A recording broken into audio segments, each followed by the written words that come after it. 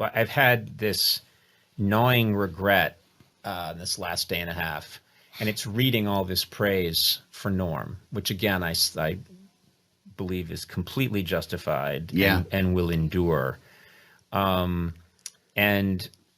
it's been a regret that he didn't get to experience this. You know, he took so much flack in his career.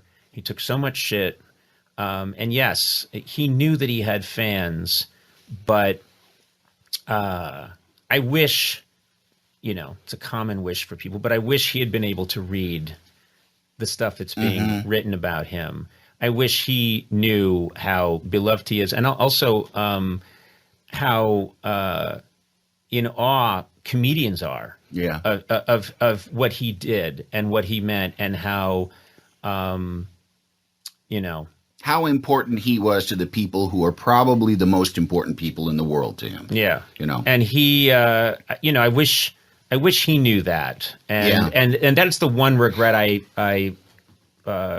you know, he kept his illness a complete secret from everybody. And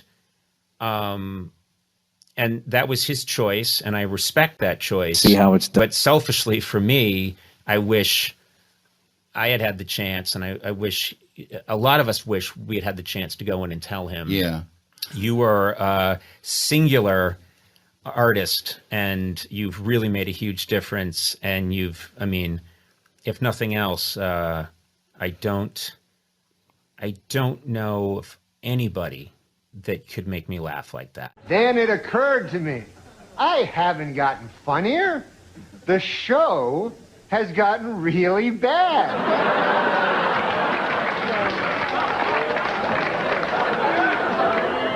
So yeah, I'm funny compared to, you know, well, you'll see later.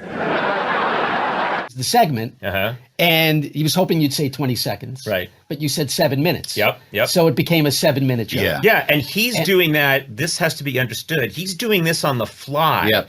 So his way to slow it down that he came up with on the fly is he invents... It's a Chekhov play. It's a Chekhov play. With Russian names. And there's a sadness, an ineffable sadness in life weighing on the character's soul. And and I'm thinking, you know, I've never met anybody who would take that chance and make that choice. And I'll never meet anybody like him again. He was the ballsiest comedian in the history of comedians. He was taking that, and he was saying, like, the joke doesn't matter. Like that, you know, watching that, seeing that clip again, you're getting to see his brain. Yeah. He's just showing you his brain.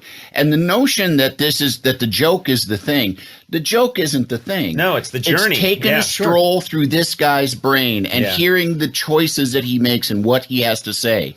And, you know, and I think that was like, kind of what, like, there was so much of like what he, you know, would say, like, well, that doesn't matter, this matters, you know, and what mattered to him was his own self-expression, was spreading his own kind of genius and his own point of view. Like, there's a clip out, he did some roast, and I remember seeing it at the time. I can't remember who it was that he was roasting, but all his jokes are things. It was Bob Saget. Was it Bob Saget? Yes. And it was unbelievable. It was, but all the jokes were things like, you know, Bob often has a lot of things on, or, you know, Bob often has things on his mind. It's when he's wearing a hat.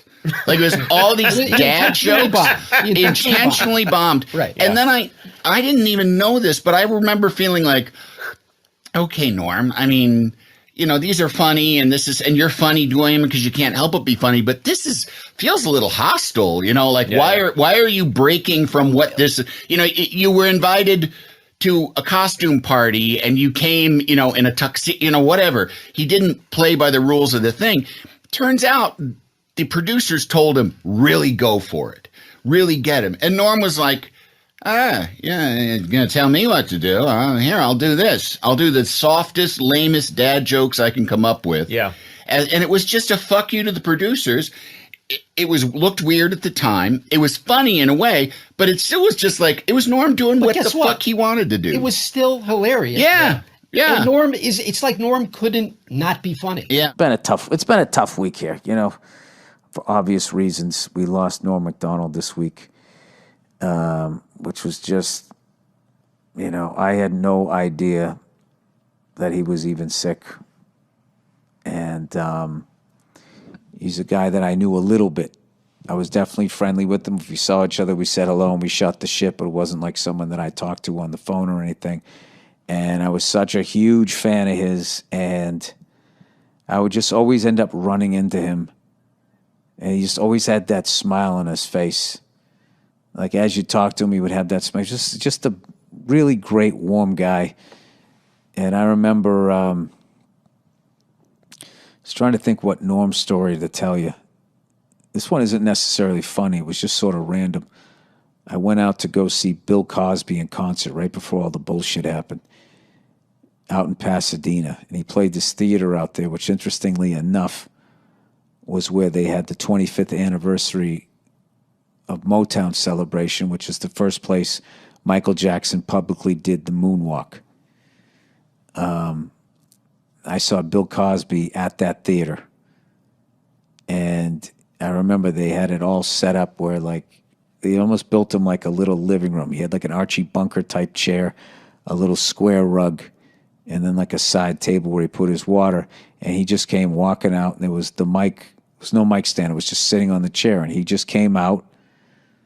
You know how he kind of walked a little bent over? Came walking out, waved to everybody, sat down, picked up the mic, and for like almost 2 hours, just, you know, hour and a half, just killed. Just fucking killed. Had the crowd in the palm of his hand. Masterclass of stand-up, right? So I leave with my lovely wife, and I go out front, and who's standing there is Norm MacDonald. He was like, hey, Bill, hey, how you doing? And I talked. It was like, no, what's going on? I was so psyched that he knew my name and all of that stuff, and I think I had met him before. And then we just stood there talking about comedy and how amazing it was to see Bill Cosby and how good he still was. Like I said, this was before all the bullshit happened. And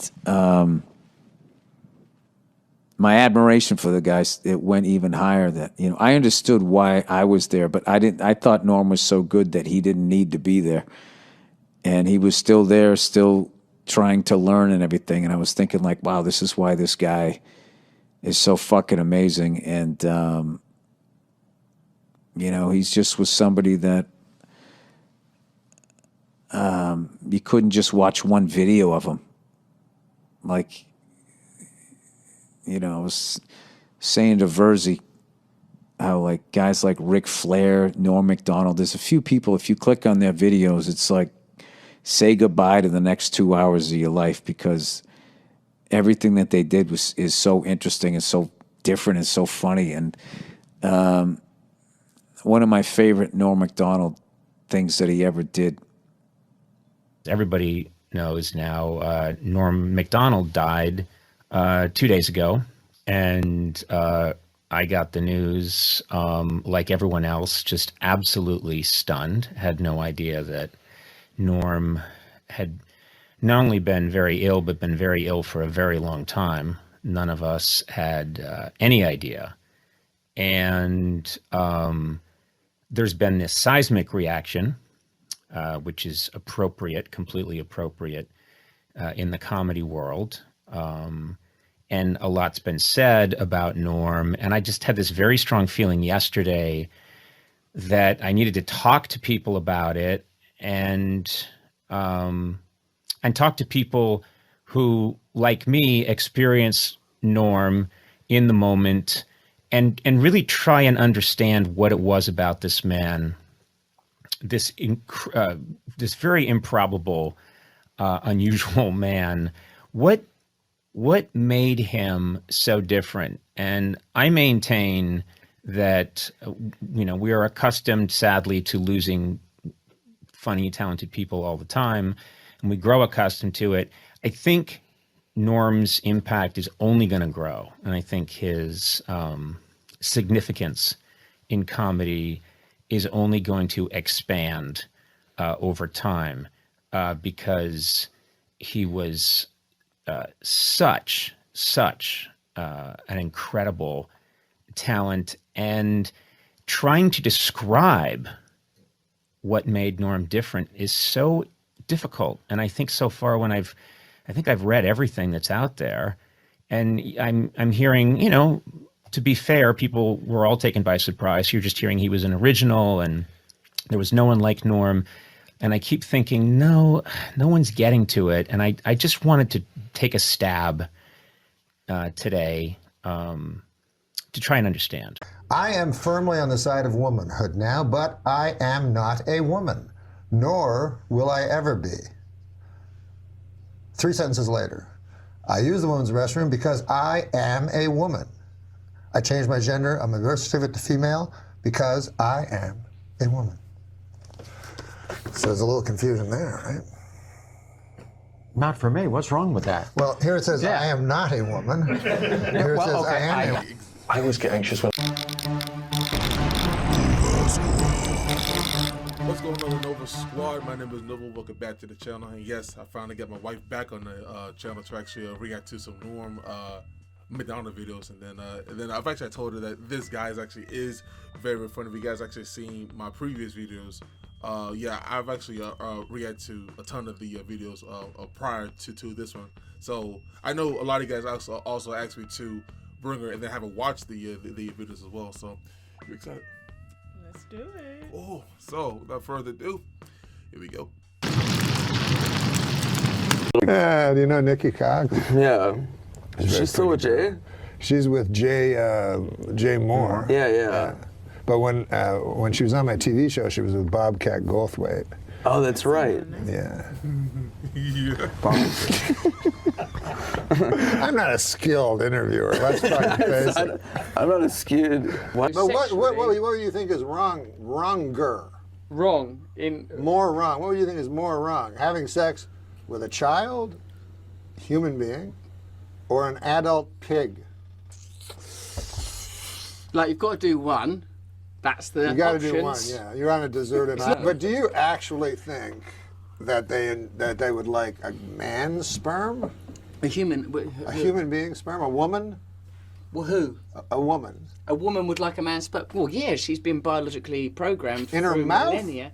But in your eating mouth, pig like, cum. isn't that stuff like living? Isn't that like aren't those animals, little tiny tadpoles or something? I didn't know it was going to have to get this deep. All right, then.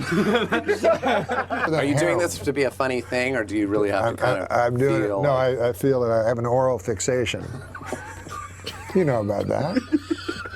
I don't have that, by the way. If it's I don't not like this, I go straight. You don't like sucking I don't like cock? sucking cock. I mean, I have done it. Yeah, I wouldn't like it. You know why I wouldn't like it? Why? Aren't those animals like inside the cum? Like I remember the sperm, you mean? Yeah. So to me, like it's a bunch of animals and stuff. I'm just letting you know he is But very you're vulgar and very, very, very blunt. I need a warning or something, because you see me over here clutching my pearls? I mean, a guy that's good at fucking. I love it. Fucking and sucking. Let's say you had an exact twin. Uh-huh. Now, Mary Willard, your wife. Oh, here we go. There could be a lot of... Wouldn't you go like, how do you not find him attractive? Do you know what I mean? That's true. He looks exactly like me. Yeah. And he's much better at sucking and fucking. No. I only smoke pot 4 times a week. You're just saying it casually. They're like, you smoke more than that. Like, relax. What are you afraid? I'm not admitting I'm like you. 4 times a week seems like a lot to me.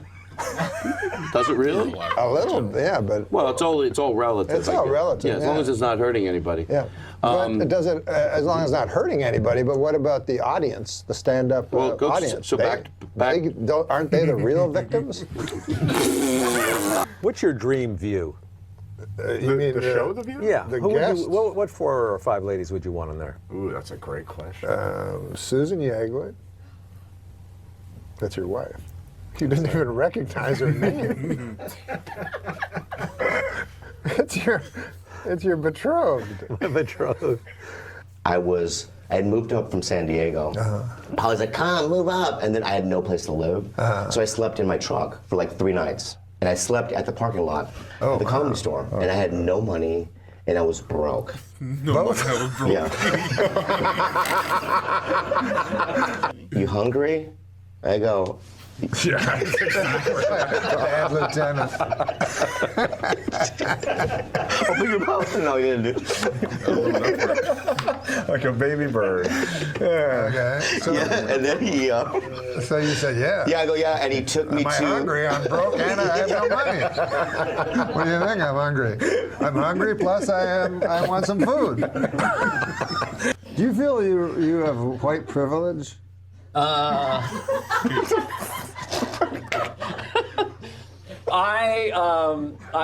not allowed to answer those questions. Well, being a old white guy with extra money. Your great special that is on Netflix now, Yeah. everybody should watch, is called Straight White Male 60. The young people won't like old people. When I was a kid, I got involved with Al Jolson when they brought. I didn't know How who he old was. are you? What? Well, no, not back in his 1920s. I was just a kid when the jazz singer came out. Charlie Fox. He wrote the theme music to Happy Days, The Love Boat. Yeah. He wrote just about everything. He must make a heck of a lot of money. Huh? I'm going to ask him sometime. Just how much do you make? What would Norman Lear say to that? What? I say, what would Norman Lear say to that? Who's that? Fuck! And now the whole set went quiet, and you hear people going, Santa just said fuck. Santa has just said fuck. And all these kids froze, and then they had a Disney guy. He said fuke. Fuke. It's a Swedish word. Means take a break. We're supposed to take a break. And so he thought when you said take a break, that I would go, speaking of taking a break. Yeah. David Letterman. Apparently he's going to do this show. Really? That's oh my what God. David That'd be amazing. And every actual talk show host will kill himself. Yeah, I'll be on the news. I love Mary Tyler Moore. And I know you were on her TV program. And then when she was your guest, there was this incredible chemistry. And was there ever anything romantic with her? I mean, she must have been very desirable to you. You ever lay down on top of her, I guess. I don't know. Now wait a minute. You bring up a good point, Norm. The first one of the day. Now you have a show for 33 years. Every day. You do that every day. Yeah. And then, so the show ends. Oh, no, for real though. And then that night, what do you think? You think about tomorrow's show? No, it's funny because, as you must know, the human neuromuscular skeletal system is easily programmed, and after 2 or 3. Sure, I knew that.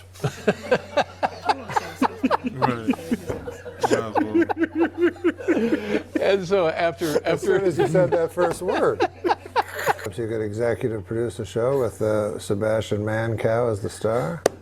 I could do that. Yeah. And well, what fun is that though? Where's the fun part for me? No, there's no fun for you. There's no fun for me. No, that's true. But what's the fun for you in giving a homeless guy spraying a handful of quarters and watching him dodge in and out of traffic? So there's no bars like the same way as there were gay bars when gays were. I couldn't go there. Oh, of course Can't not. you see that? I forgot. Yeah, you and me hanging out at the trans bar. I just don't, I don't think it's going to work. No. Yeah. Nowadays, Oh, yeah, well, that's true. Yeah, that's true. I haven't come out yet. Hold on a second. I am firmly on the side of womanhood now, but I am not a woman, nor will I ever be. 3 sentences later. I use the women's restroom because I am a woman. I changed my gender on my birth certificate to female because I am a woman. So there's a little confusion there, right? Not for me. What's wrong with that? Well, here it says I am not a woman. Here it says I am a woman. I always get anxious when I'm on a plane and I see a much bigger celebrity than me, and I think, well, if this goes down, Is that I'm going to almost get mentioned. every I'm going to be flight? like small print almost every flight. Yeah. All right. We'll be back in a second. Unfortunately, the radio station launched the day after Princess Diana died, so it was it wasn't quite the sort of fanfare and celebration. Now, a bit like when Farrah Fawcett died, and then it was usurped by Michael Jackson. Somebody told me the Queen murdered her. Yes, she did. Yeah. Yes, that's well known in England, yeah. I'd like to apologise to the Queen. England's not doing well financially. Right. Can't you get you call them your mates? They're friends. Yeah. Everybody else in the world, they call them mates. Sure. Get a couple of dozen of your mates and go down to that Buckingham Palace and kill the old bag. To what end? Money. Right. Are you an old sea captain? What is this shtick? Because I'm pretty sure I've watched some of these other editions of the show, and I'm pleased to see that I've broken from the rule of only having white blokes on the show, which seems to be you only have white men and Roseanne because it's supposed to be a comedy. Right. But it's supposed to be. It's supposed to be. It's allegedly. I still, feel that. I still feel in my heart, and I can only go by my heart, you know what I mean? I'm not a person that goes by my brain. I just go by my heart. That Bill Hader is ultimately unknowable. Yes, that's true. What do you think? I don't know. Okay. So that was Norm's live funniest moments and everything. So what do you think about him? It wasn't that bad. Yeah. But some of the things that you found funny, I didn't. I don't know. I mean, the vulgarity, it just catches me off guard sometimes. Yeah, I mean, maybe it's just like more of like a guy thing, I guess. Maybe. I don't know, cause I remember the first time I've actually had reacted to that video, I was just like crying, laughing and stuff cause it would just kept going like back to back, like off guard stuff, and then like especially when that Caitlyn Jenner clip. About the whole. That was kind of funny. Yeah, like, in fact, I think I created a short about it, and then like it got yeah, I did, and then I kept on laughing because I was like, yeah, it doesn't make any sense, but again, end of the day, is your world, whatever. I ain't trying to, force you to do what you want, as long as the kids aren't involved. But it is what it is. So yeah. You guys really enjoyed this reaction today. Make sure you hit that like button, subscribe, and share it. Let me know in the comment section down below what do you want us to react to next. Thank you so much for watching. As always, my name is Nova. This is my beautiful wife, and we will see you in the next video. Peace. Up. I can't go anywhere in this world without people stopping me and saying, I'm sorry about Norm MacDonald. And I always think in those moments, because he had so many amazing appearances on my show, and I think, well, the person who really needs to be hearing this is Jim Downey, because you were the one that pretty much holed up with Norm. You identified Norm as a brilliant guy very quickly. You wanted him to do Update, and then you and Norm really crafted that Update, which has become, I think, the iconic performance recognized today as the iconic performance on Update of all time. Norm, you were working with Norm, and there's a quote here I just want to read back to you. What I did like about the way we approached Update was that it was akin to the punk movement, what the punk movement was for music, just stripped down. We did what we wanted. There was nothing there that was considered to be a form of cheating. We weren't cuddly, we weren't adorable, we weren't warm, we weren't going to do easy political jokes that played for clapter and let the audience know we were all on the same side. We were going to be mean and, to an extent, anarchists. And I think that's a perfect distillation of what I don't know where I said that, but it's Norm basically the thing with Norm, there were so many, first of all, he was really, really smart. He was very intelligent, and he had a great look. I always said about our Update, if you watched it with the sound off, you couldn't be sure you were watching a comedy broadcast. It could have just been a sort of a low-tech news show, like OAN Network or something. It could have been, you know, and it didn't have like a lot of goofy kind of stuff. And Norm could speak. You could write fairly complicated jokes for him, as long as you had a good writer, good editor, making sure that it wasn't, you didn't give them too many words because anyone's going to trip over if you create like a little minefield. But Norm could speak. He could speak beautifully. He could land things. He was clipped and precise. His older brother Neil is a CBC newscaster. Yeah. And so Norm had what we call the perfect straight line going for in terms of his look, and he just had a great sensibility. Also, he hated easy laughs and what my colleague Seth Meyers, he coined the term clapter. I think he did. I always give him credit. It was either him or Tina Fey. I can't remember. I'd hear different people. Or Oppenheimer. One of them came up with it. But clapter is a perfect thing for that kind of like lazy, just finger in the wind kind of, sucking up to the audience. Trump sucks. Yeah. And then you get applause. We might even agree with that politically, but come on, they deserve more than that kind of shit. So just challenge them with stuff, even if it's going to maybe make them uncomfortable. Like, oh, I don't like laughing at that, but that's fucking funny, so I'm going to have to laugh. Yeah.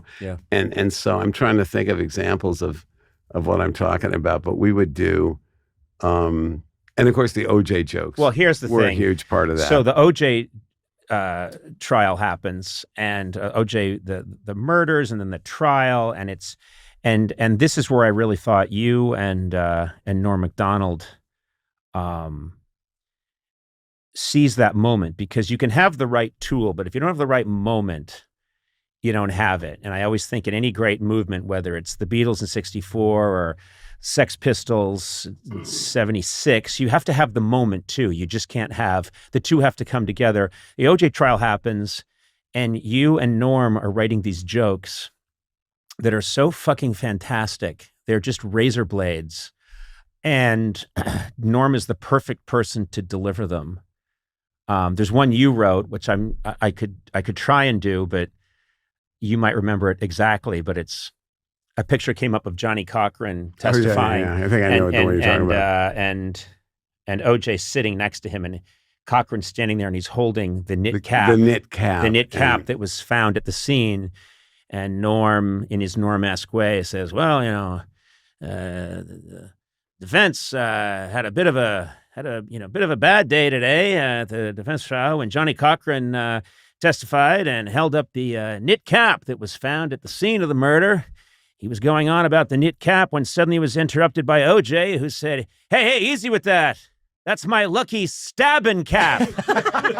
Yeah. And I remembered that being an ice bullet that went through my heart. It was so... Yeah, that's my lucky stabbing hat. Yeah, it's my lucky stabbing hat. And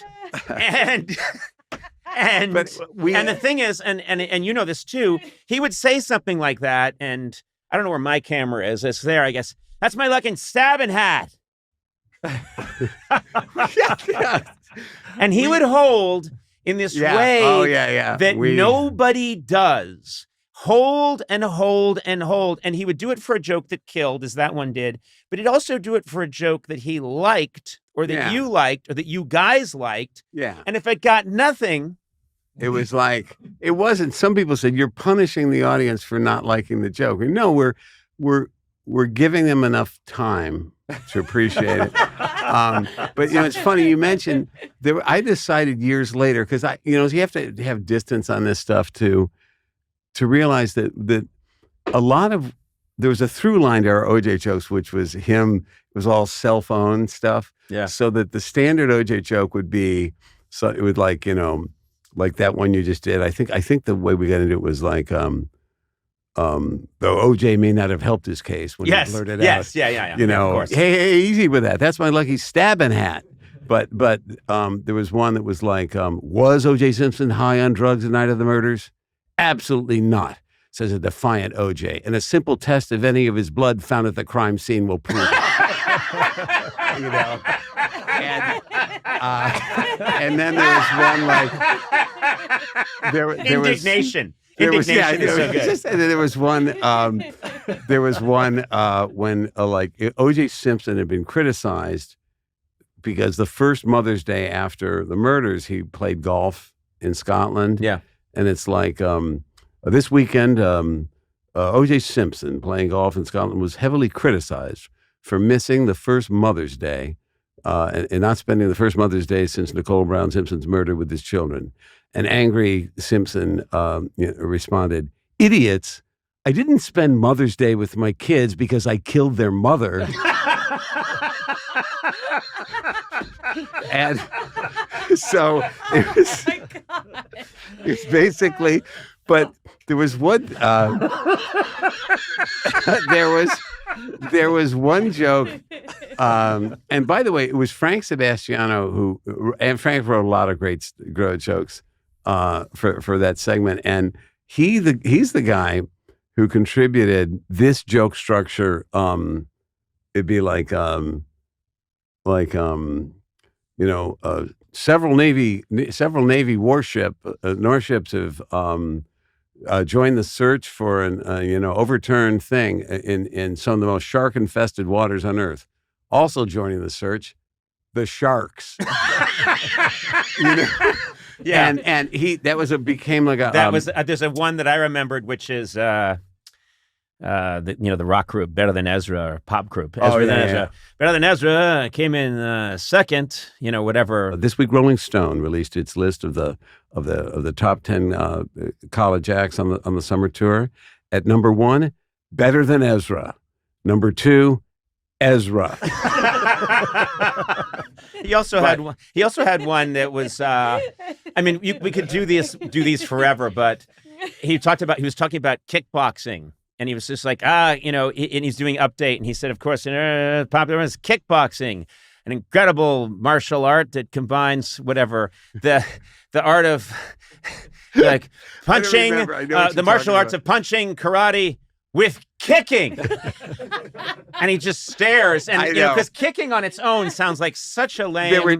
There were two more I wanted to bring up because Norm and I would spend like insane amounts of time obsessing over the precise wording of a joke. Yeah. And I remember there was one that I thought actually benefited from our kind of neurotic attention to detail. But it started off as a joke about Penthouse magazine had this cover story, which even if you didn't read Penthouse, you would see the cover on newsstands. And it was, this week, shocking photos, alien autopsy. Mm-hmm. This is Penthouse magazine. So they claim to be actual photos of an alien autopsy.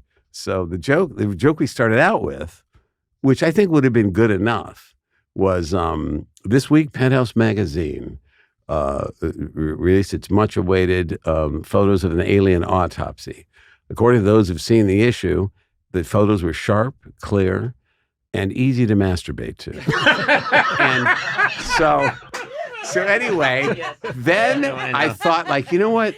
That can be better. There's a better rhythm to that. So I first suggested that it should be, and quote, easy to masturbate to, because I just liked it for rhythm. And then I came up with one of my greatest contributions of the season, which was I added the word surprisingly, so that the joke became kind of different. So it was like, according to those who've seen the advanced copies, the photos are sharp, clear, and quote, surprisingly easy to masturbate to. You got this image of a guy going, at first I didn't think this would work, but God damn it, this is fucking hot.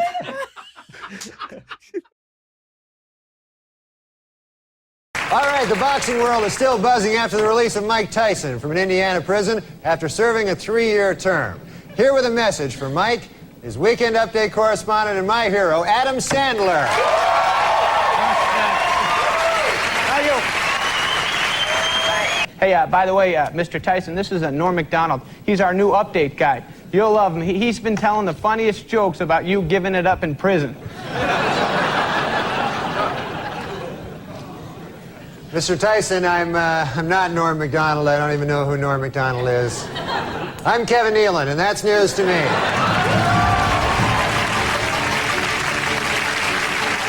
This just off the wire. Reuters News is reporting now that the Mike Tyson app has just raped another app.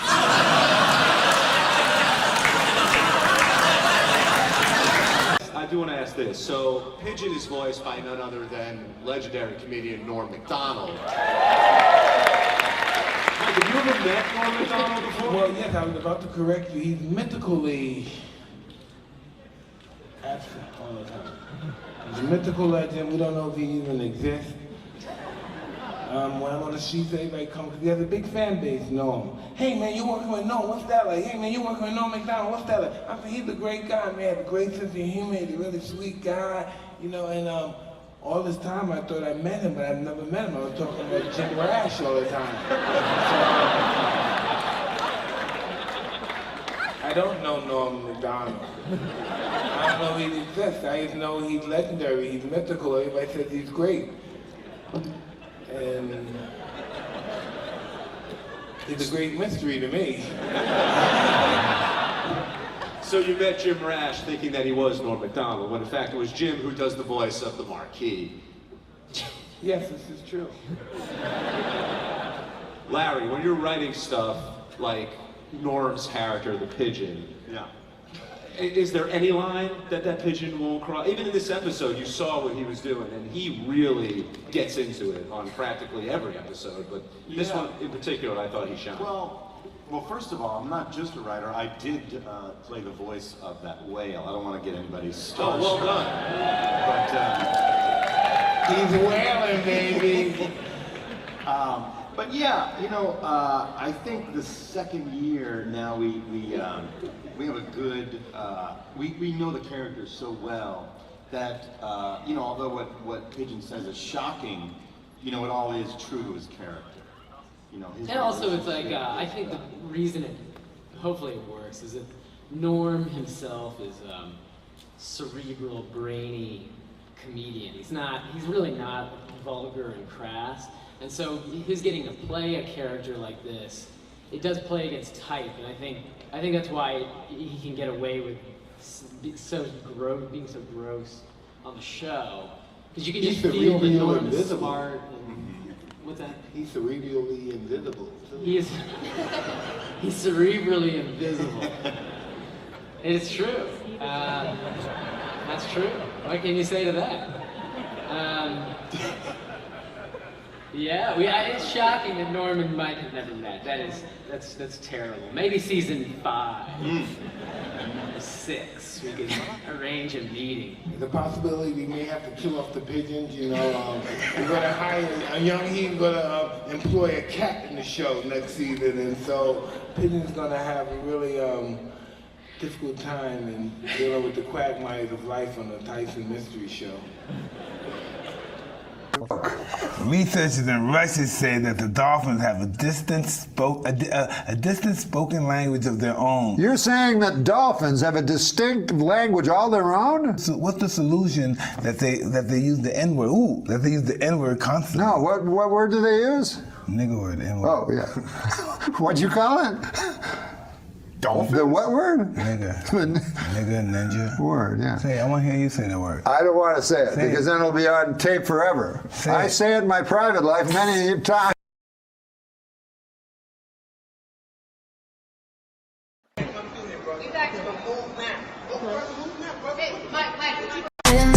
It's about to go down. We're here to stay and run this town. Bring in the heat, bring in the energy. We're the queens of the festival, can't you see? We're the queens of the festival, here to rule the stage. Dropping beats and make your body engage. From sunrise to sunset, we're taking it all. We're the festival queens standing tall. Ooh, yeah, ooh. From dawn till dusk, we command the crowd's gaze. Every beat, every rhyme sets our souls ablaze. With swagger and style, we own this domain. In the realm of music, we reign supreme, no chain. Feel the rhythm pulsating through your veins. Our verses ignite, fire never wane. With each lyric we spit, each move we make, we carve our legacy, leaving jaws to quake.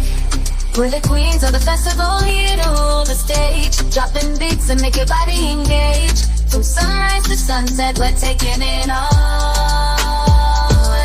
Festival queen standing tall. Ooh, I get it. Ooh. crown needed our all, the crown jewel in the kingdom of sound. We never play the fool with beats as our scepters and rhymes as our decree. We're the sovereigns of rhythm for all to see. So bow down to the queens as we own the night. In the kingdom of music, we're the guiding light. From the first note to the last, we'll always be the festival queens, forever wild and free.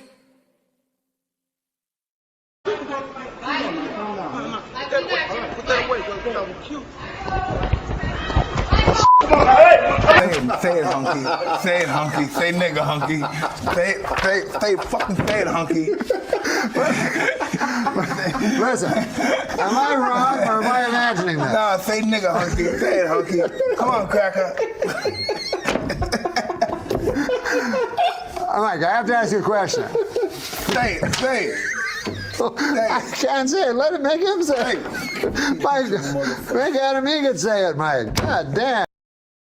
No, I was just thinking, you know, because they have that Viagra thing out. Yeah. And the other day, you know, Bob Dole came right out and said he was one of the first. Yeah.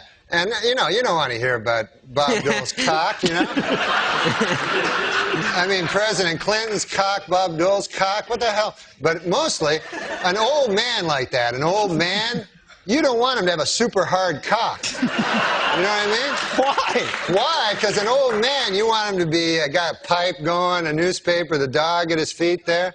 Well, that in some corners is considered pipe. Oh. But now they're going to have to create some goddamn pill that makes women aroused at the sight of a fucking 70-year-old dude with a super hard cock. You know what I'm saying? It's crazy. This Viagra. It's insane. And you know what it's for? Impotent people. All right, it's for impotent guys. So get this. I read this. The pill can make your cock hard for 4 hours. Right. So now, who has the 4-hour hard cock? The impotent guy. The rest of us are fucked. Me and you got our regular cocks. Meanwhile, fucking Spade is, you know... Refer to Spade. Oh, man. I didn't see it. I didn't see it coming. Dude, I know you didn't. He brought it all around and then a vicious rip kick into his best friend's gut. Once there's too much cock talk, I try to just zone out for a minute till it goes back the other way. If there's too much cock talk, this guy has fevered nightmares all night. Dreams, I mean, like sweaty, fevered dreams from the cock talk that's been all over his head. Why bury me twice? He's killing me. No, he's a good man.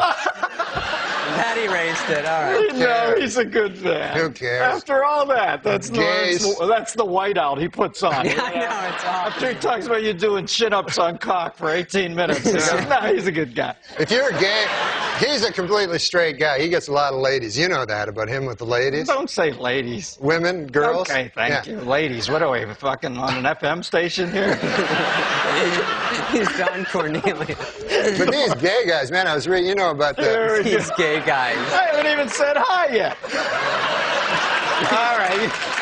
Tell me what it is with these gay guys. I know, I'm already... I just read this thing about the George You're reading Michael. a lot, aren't you? Yeah, I got a little time off. Now I read the newspaper.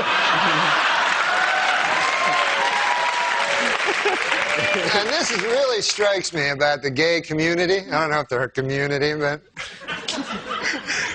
called West Hollywood. Yeah, they're gay, and it's, you know, George Michaels, he hangs around the bathroom, he has sex with multiple guys.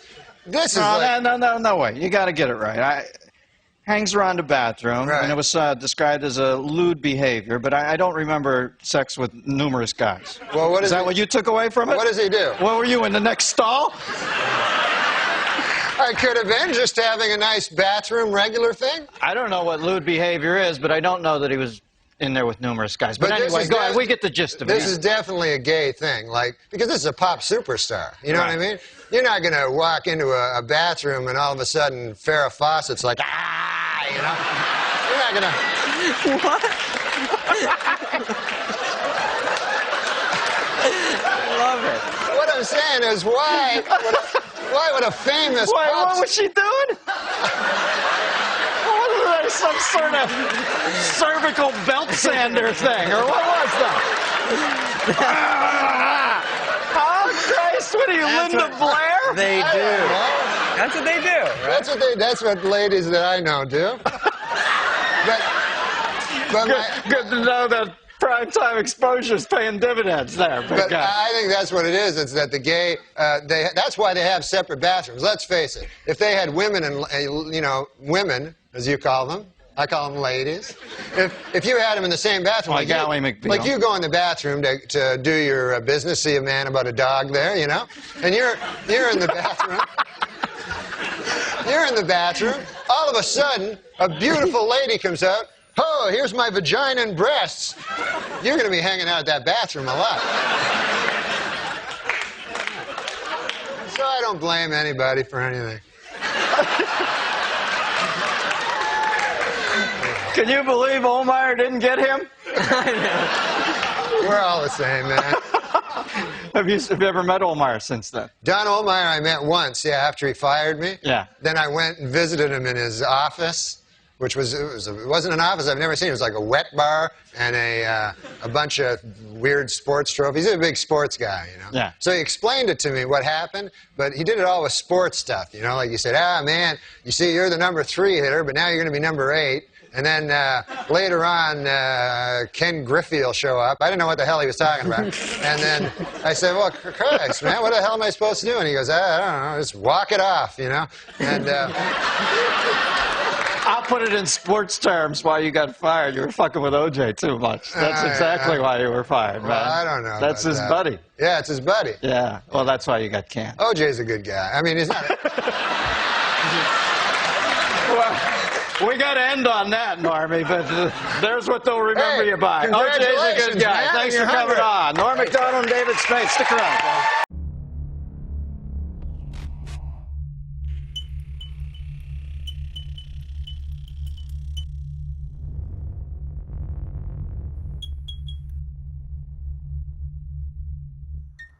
Yo, what up? All right,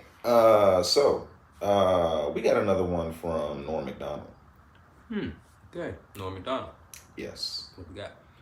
This is his rehab story. And he's telling it on Letterman. Not Conan, Letterman. All right. This should be interesting, Yeah. Norm, I didn't know he was on any type of hard drugs or anything like that. Or rehab, or maybe it was just rehab for other stuff, Doesn't have to be for drugs. Alcohol, do they have rehab for alcohol? Yeah. Yeah. Maybe he's an alcoholic. Or he was. Yeah. I didn't know Norm that much in his younger life, so, you know what I mean? I just kind of seen him on the shows, sitcoms, here to here, but he always just seemed very odd, but never seemed like, I don't know. He doesn't seem like the type to do hard drugs. Right. Cigarettes and beer and tequila, maybe. Yeah. Norm was a joke teller, Yeah. That's what he did well. Or maybe this isn't even about him going to rehab. It could just be a joke. All right, man, let's go. A monkey going to rehab. All right, here we go. We always run out of time, and I want you to tell. And you were a kid, right? This is the first time you got drunk. When I got drunk, I was a very straight-laced kid, How old were you when this happened? I was 18, 19 years old, and I decided to drink, And I was out with my buddies at a bar. My God, we started drinking. They had those shooters, Mm-hmm.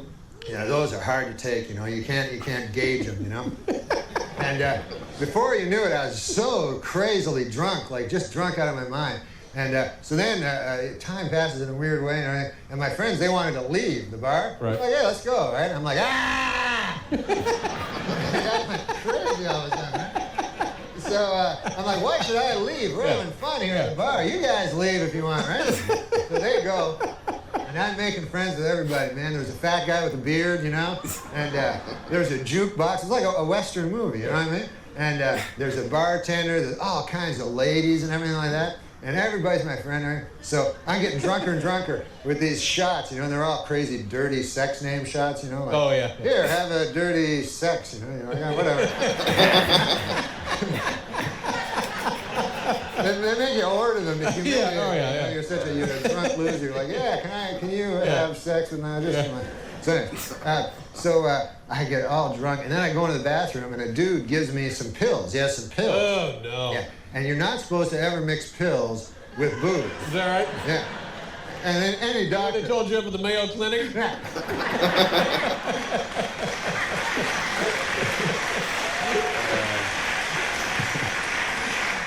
But this guy was not a doctor. He was just a guy I met in the bathroom.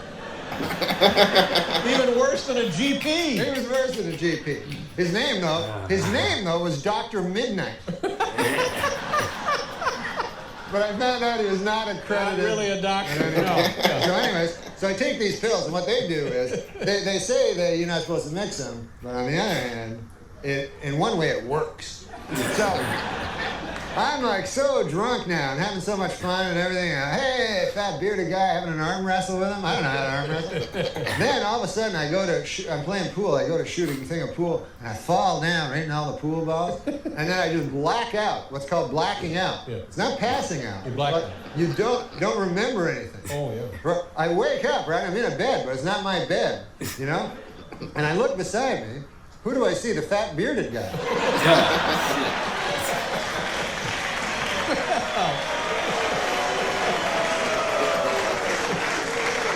So I go, holy Lord God, I had sex with the fat bearded guy. And at this point in my life, I was a young man. I had never had intercourse in my life. Right. And I'd always imagined it, but I never imagined it that way. I imagined a nice lady in a dress. That's right. So... But there got to be a first time It's not all great. No. So I look over and I go, oh my God. Then I notice we're in twin beds there. You know, we're not not in the same bed. And I go, is this some kind of one of them old-fashioned gay guys?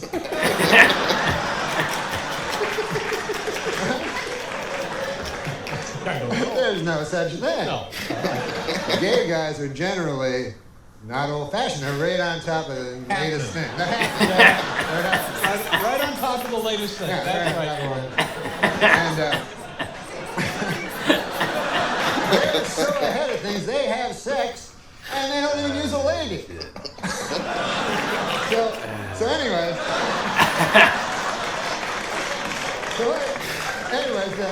the upshot of the story is, what happens is I never had sex with this fat guy with a beard.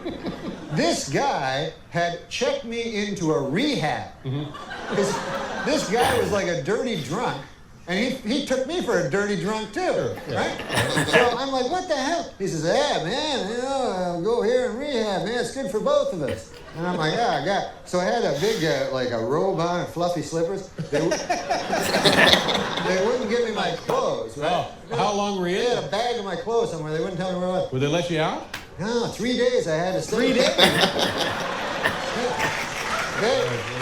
That's awesome. They made me go to what is called an Alcoholics Anonymous meeting, right? And I get up, I go, hey, I'm not an alcoholic, which it turns out is what a lot of alcoholics... They all say that, I said, the fat bearded guy, there's the alcoholic right over there. And how long did you guys date?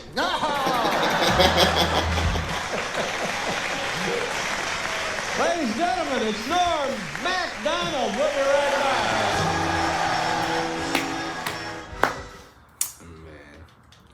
Yeah, man. Norm was a great storyteller, man. Definitely. Okay, yeah. So he did go to rehab. Right. Maybe not willingly, but yeah. It's better. I guess that's better than where it could have turned out. Oh yeah. You know what I mean? Oh yeah. For a fat bearded guy, old fat bearded guy to be your first, that'd be horrible. This nigga, Norm. I think that was a true story too. Yeah, it definitely sounded like a true story. Definitely sounded. Maybe a little bit of, to make it funny, over the years, but I'm pretty sure, or that's pretty creative, you know what I mean? He was a master jokesman, so maybe he, put that together, but sounds a little too truthful. Yeah, fucking, David Letterman was having a good time. Absolutely, he was dying. Yep. Amazing storyteller. What's up, guys? Welcome back to another episode of Julie Reacts. On this episode, we are reacting to more Norm MacDonald. Last time, I pissed a lot of you off because, I don't know, I thought that the story was real or potentially real. So I reacted as if there was a turtle that was being killed or whatever happened, I forget. And that pissed you off. So I'm sorry. I won't believe any word anyone ever says again. Thanks for the trust issues. Let's react to more Norm MacDonald Scrabble story on David Letterman. Old, poor quality. You guys already know that. You've probably all seen this. You're just here to watch me react. So, make sure you subscribe, and let's get into it, shall we?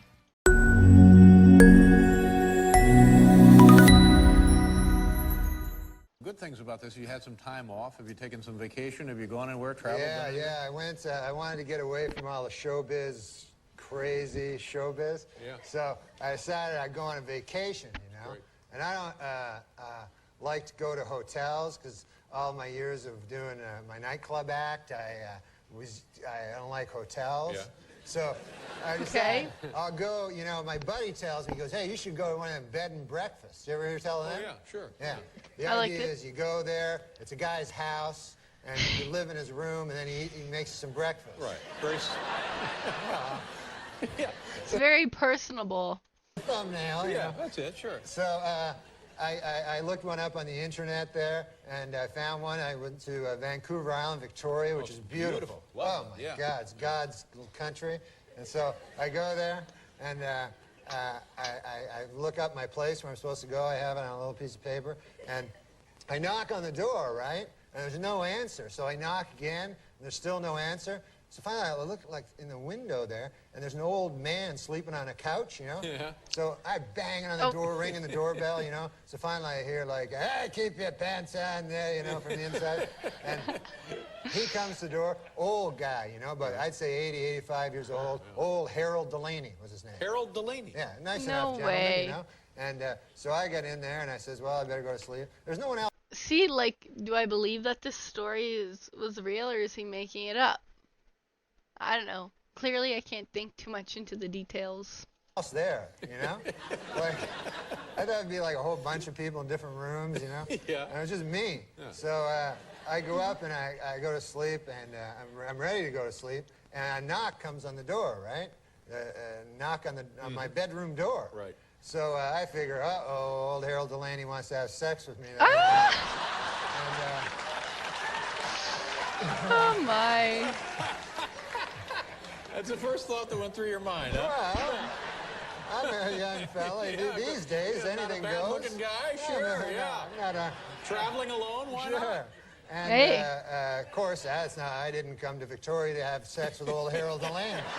You know, I came to do some sightseeing. Of course. So then I hear him. He goes, "Well, you ought to play some Scrabble."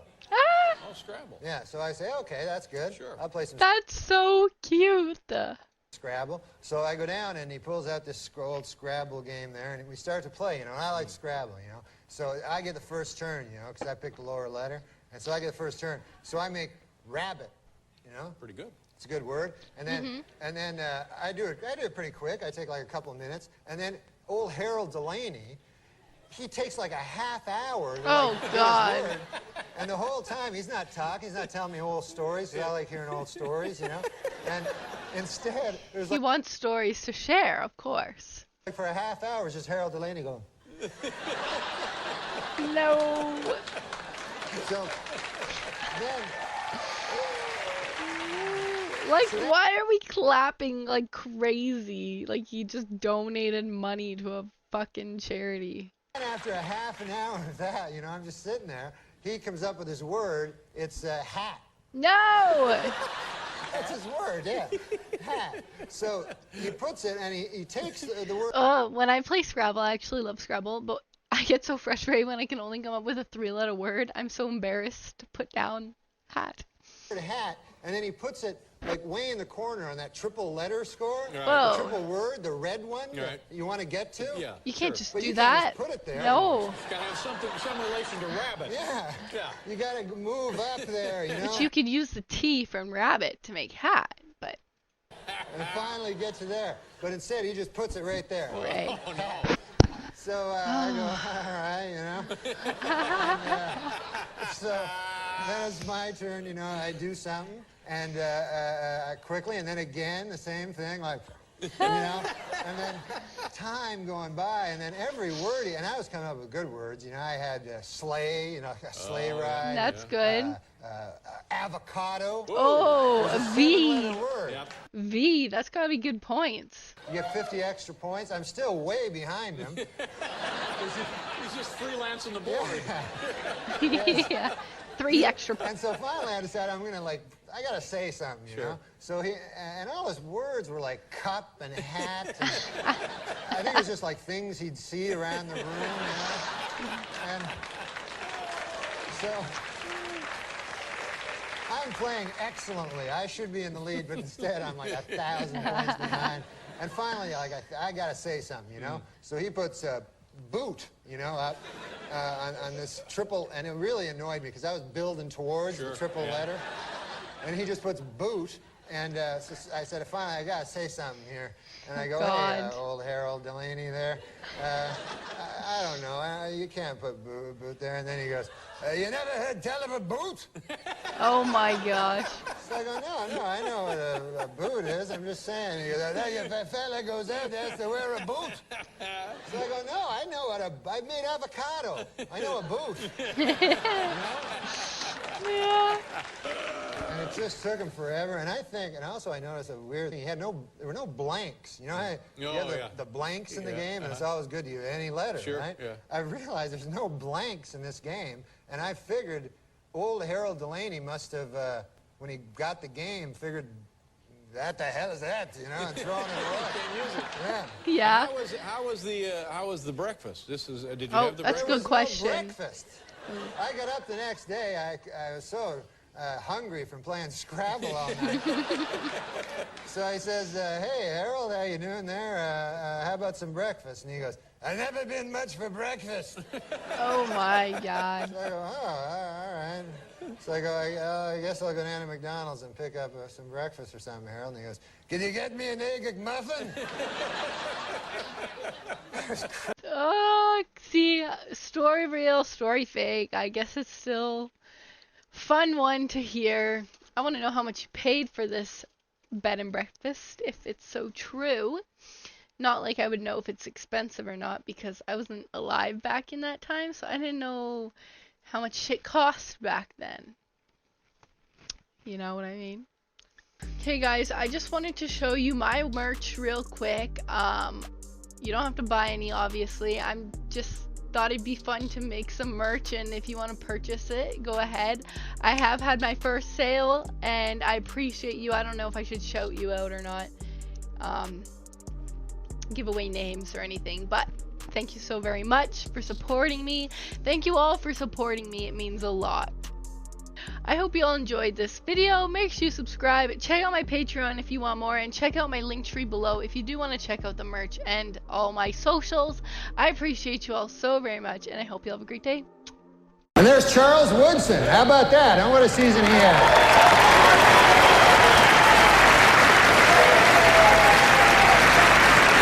Great, man. He became the first defensive player to win the Heisman Trophy. And congratulations, Charles. That is something that no one can ever take away from you. Unless you kill your wife and a waiter, in which case, all bets are off.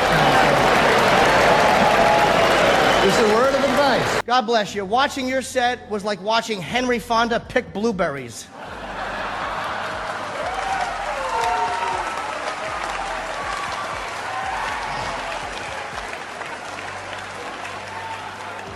Now, wait a minute.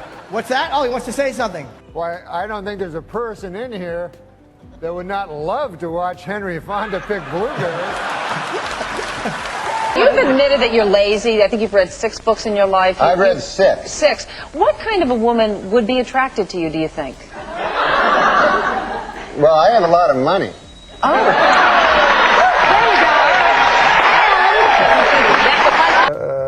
Alec Baldwin, he must have. Oh, yeah, every season, pretty much. He's amazing. I don't know what he's doing now. He was He sends unreal. me weird tweets. But he used to come when he was a lot younger, I guess, because it was when I started, which was 20 years ago. And he was married to Kim Basinger. And he'd complain about her, like, she's the most beautiful woman. He goes, fucking wife. She bought a town. He was mad because she bought a town. Which a town? She bought a whole town? Yeah, oh my God. So their credit score went down a little. So you bought a town. And then he comes in, Baldwin looks perfect, he just had dinner with Lauren, and he goes, he's trying to be like us, one of the guys. And he goes, that secretary, no, not that, he didn't say secretary. He goes, that assistant girl out there, man, I'd saw my left leg off to fuck her. Jesus Christ. And I said, I think all you have to do is ask her. Why? Yeah, you're Alec Baldwin. Yeah. What a disaster. Jenny, all the stars are here. It's true. Beardy Man, Claude Racine, Dax Flame, Betty Fine, You got it. and Raffi Fine. All the stars You really keep up with all that are stuff. here tonight. Oh, yes. Harley Morenstein is here. All right. And we also have comedian Todd Glass. He'll be hanging out backstage with some of tonight's guests. And on the red carpet, we've got comedian Kulap Vailesak and host... I feel like Todd will be struggling to know these people. I'm sorry, I'm going to continue with the what the computer says, Norm, although I'd love to talk to you more than this computer. We're on but the I have to do computer. what the computer says, even though I do love you, Norm. I think you're one of the best. We're also going to be talking to the host I'm no Harley Morenstein. You're not, Norm, but you gotta just let me read this fucking thing. Now, do you think Cosby's legacy will be hurt? Yeah. You do, huh? I mean, there was a comedian, Patton Oswalt, he told me, I think the worst part of the Cosby thing was the hypocrisy. And I disagreed. You disagree with that? Yeah. I thought it was the raping. As my feeling, most rapists are hypocrites. You don't meet many go, I like raping, and I know it's not politically correct, but by God, people go, well, he's not being a hypocrite, and that's the worst part. Thinking, because they have that Viagra thing out. Yeah. And the other day, Bob Dole came right out and said he was one of the first. Yeah. And you don't want to hear about Bob Dole's cock, I mean, President Clinton's cock, Bob Dole's cock, what the hell? But mostly, an old man like that, you don't want him to have a super hard cock. You know what I mean? Why? Why? Because an old man, you want him to be got a pipe going, a newspaper, the dog at his feet there. Well, that in some corners is considered pipe. Oh. But now they're going to have to create some goddamn pill that makes women aroused at the sight of a fucking 70-year-old dude with a super hard cock. You know what I'm saying? It's crazy. This is Viagra. It's insane. And you know what it's for? Impotent people. All right, it's for impotent guys. So get this. I read this. The pill can make your cock hard for 4 hours. Right. So now, who has the 4-hour hard cock? The impotent guys.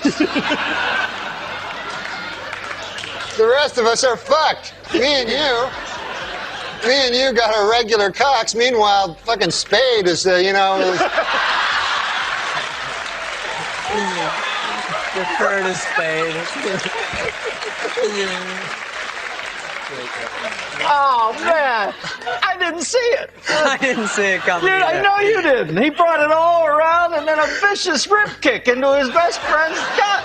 Once there's too much cock talk, I try to just zone out for a minute till it goes back the other way. If there's too much cock talk, this guy has fevered nightmares all night. Dreams, I mean, like sweaty, fevered dreams from the cock talk that's been all over his head. Cock. Why bury me twice? He's killing me. No, he's a good man. That erased it. All right. No, he's a good man. Who cares? After all that, that's Gays. that's the whiteout he puts on. Yeah, I know, it's awful. After he talks about you doing chin-ups on cock for 18 minutes. No, he's a good guy. If you're gay, he's a completely straight guy. He gets a lot of ladies. You know that about him with the ladies. Don't say ladies. Women, girls. Okay, thank you. Ladies, what are we, fucking on an FM station here? He's Don Cornelius. But these gay guys, man, I was reading, you know about These gay guys. I haven't even said hi yet.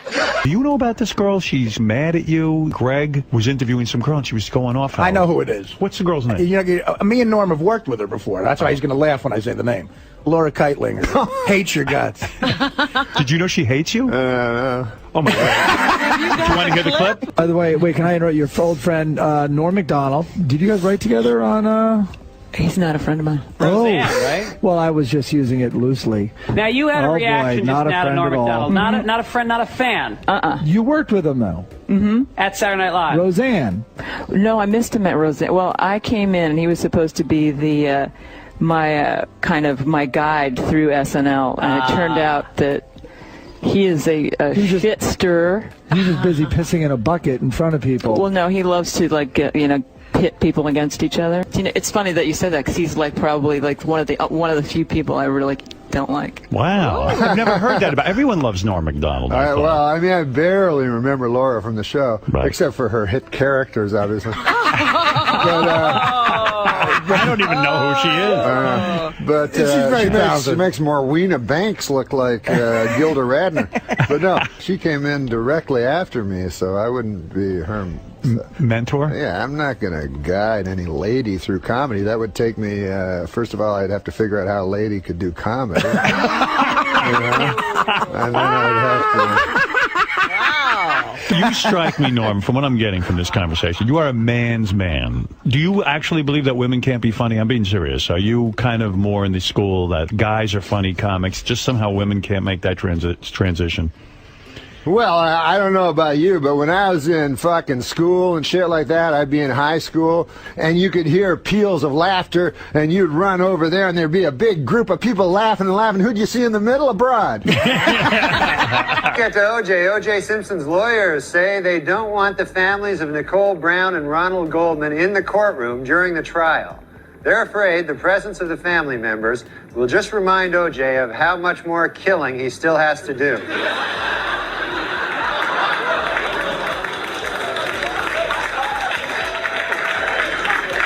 Well, O.J. Simpson's lawyers stopped feuding this week, finally. The Dream Team, F. Lee Bailey and Robert Shapiro, were able to put aside their differences and express their admiration for each other after O.J. threatened to cut their heads off.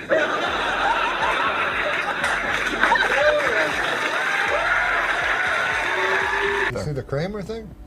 Oh, I did see that. We could look at that right now if we wanted to, but we don't have to look at that. Laugh. Yeah, does that make you laugh when you see that? You've done makes me laugh. You've done stand-up. I know Michael Richards. You do? Okay. And he's no racist. He's not a racist. And when you say something like that crazy, it can only be a joke. You know what I mean? He was out of his head element. He didn't know what to do. Yeah. But there's no way that a guy who's racist screams it at the top of his lungs. You know what I mean? Well, certainly, I don't think he was anticipating the fact that a cell phone could have been putting this onto CNN as he was saying it. I think he was right. thinking, He wouldn't do it on the Craig Ferguson show. Right. Maybe on here, though. We could maybe to get him on here to recreate that rant. I don't know, up here in front of the brick. I just want the new people. Oh, hey, guess what? There's a young girl that's middling attractive that swears a lot. Let's get her. What? Is that the new fucking thing? Yeah. Sarah Silverman, hysterical. Right. Who's funnier than her? Nobody.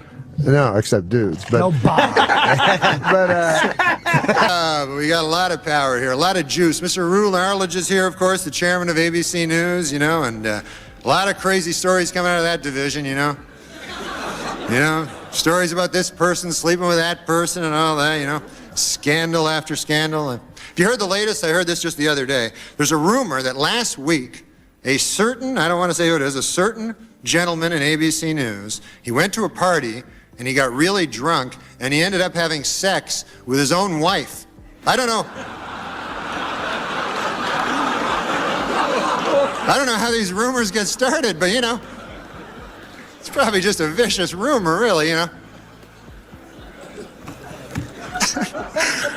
But as Mr. Arledge knows, of course, TV has become a very tough game. You got to stay competitive, you know. As we all know, ABC's Good Morning America is in a little turmoil, you know, a little trouble, a little rating trouble. And they're considering a lot of ways now, you know, to boost the ratings. And I don't know, I think they're getting a little desperate. I heard that next week Charles Gibson will announce he's a lesbian. I mean, is that going to help anything? Nobody wants to hear that.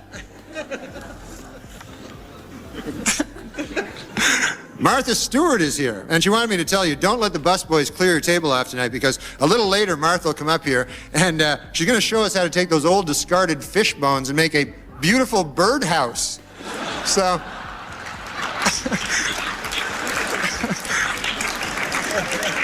That's nice. A little late here tonight. I took a cab to the theater, folks. And I don't know if you've ever been in these New York City cabs, but I got one of those cabbies, couldn't speak English, you know. Saw his name there on the dash. I couldn't even pronounce it. I think it was something like Hideki Arabu. Something like that.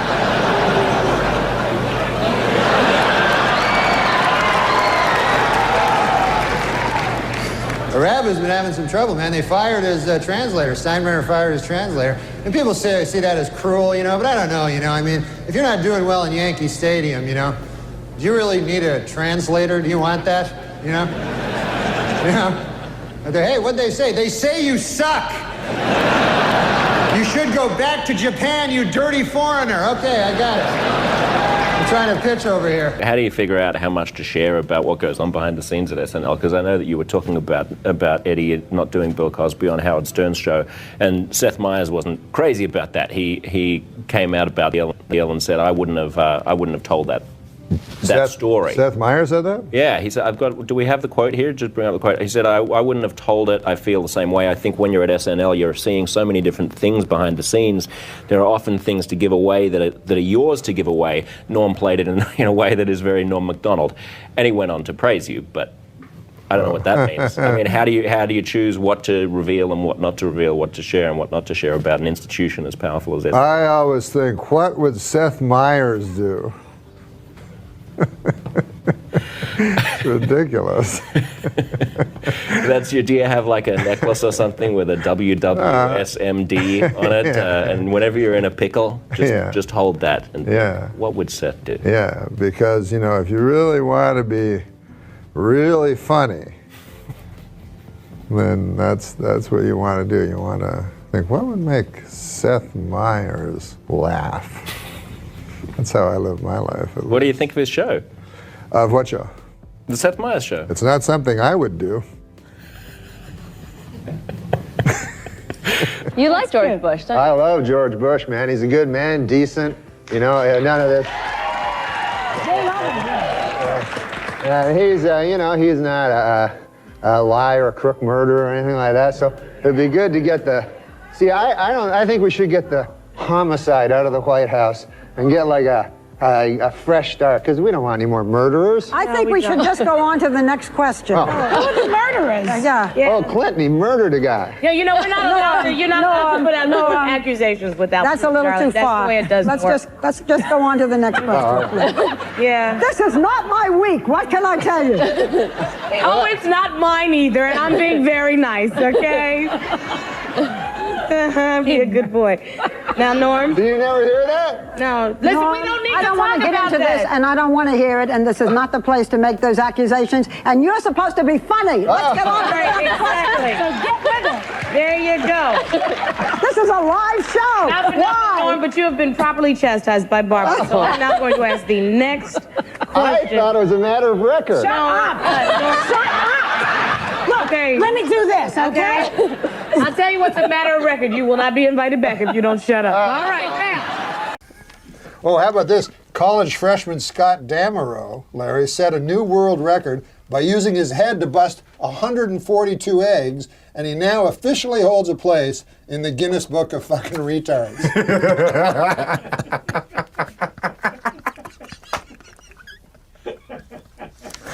Oh, it's ridiculous.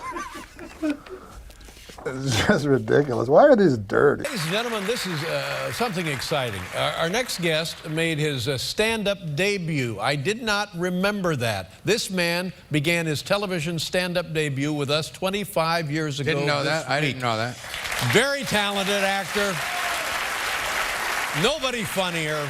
Ladies and gentlemen, Norm MacDonald.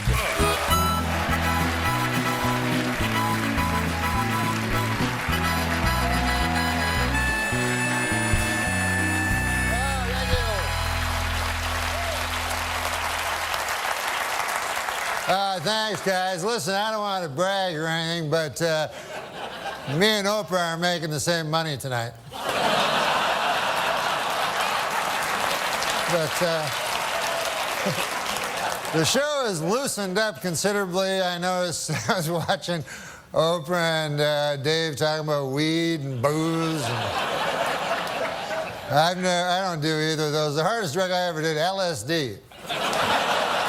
And I remember I was a kid, I was like 16, and I remember they warned me, they said, hey, you gotta be careful with that LSD on account of you can get a flashback. 10 years can go by, 20 years, 30 years, and a flashback will happen. So I thought, hey, that seems like a good deal. You tell me I buy a drug for $5, I eat it, I get high, and then 20 years later I get high again?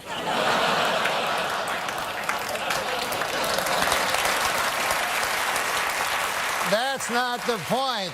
I like to stretch my drug dollar. The point is this. 10 years have passed, 20 years have passed, 30 years have passed, and no flashbacks. What a jip that turned out to be. Just more horse by the big acid companies, that's all it is.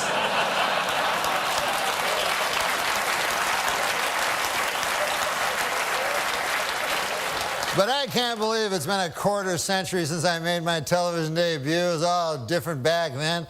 You know, it was back then, I remember if you wanted to take a picture, you would use a camera, not a telephone. As a matter of fact, if you used a telephone, people would look at you odd. Keep it like. Just stay still like that. What about in the old days when they took pictures of you way back, you know, where they pulled that thing and exploded and stuff? I got a picture of my great-grandfather. The thing took 6 hours to take your picture, and it was a picture of my great-grandfather, one. They only had, every guy had one picture back then. And it's just him like...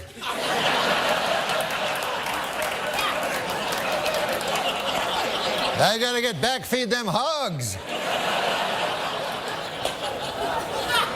Who's gonna feed the hogs?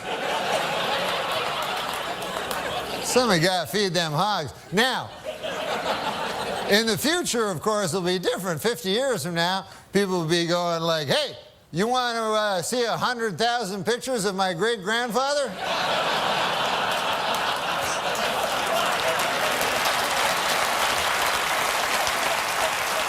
I got him right here, plus everything he did every day of his life. Hey, this occurred to me today. ID, which I had to show it again. There's a strange abbreviation when you think about it. I is short for I. And then D is short for dentification.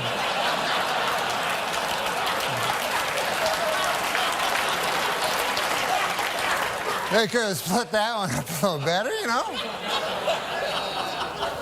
But I watch the TV, I watch the news, make you afraid, the news, you know? Put all these stories on, Iraq, Iran, North Korea, you know, try to scare you, you know? But does it ever really scare you? Like, you ever wake up in the middle of the night, North Korea! That little tiny country across the ocean. I wonder if they'll get me.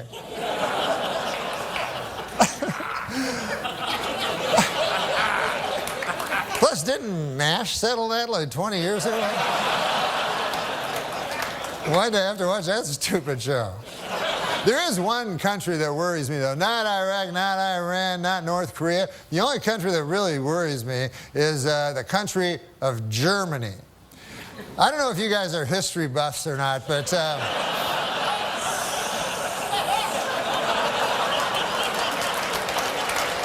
in the early part of the previous century, Germany decided to go to war. And who did they go to war with?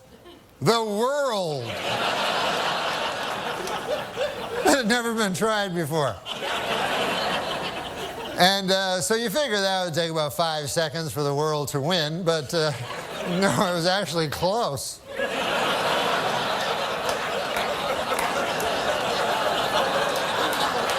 Then about 30 years pass, and Germany decides again to go to war, and again it chooses as its enemy the world. And this time they have that guy, Schrankly, Crankly, that guy, and I'm not even going to dignify him by saying his name, but I think you know what I'm talking about.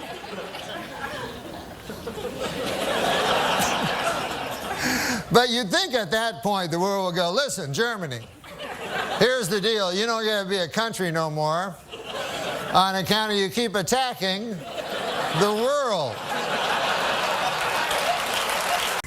Hey, for the 9th consecutive year, Nick, JetBlue Airlines ranked first for satisfaction among all North American airlines.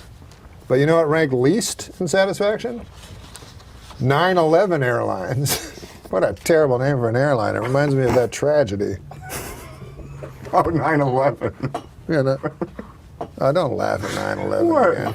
I tried to tell him not to laugh. Adam. I know. I walked through blood and bones in the streets of Manhattan trying to find my brother. Jesus. Yeah, he was in northern Canada. Listen, Bill Cosby, first of all, is my hero ever since I was a kid, because I always wanted to be like him, and I got his albums, tried to emulate him, but I didn't like his stand-up, but I like the way he was as a man.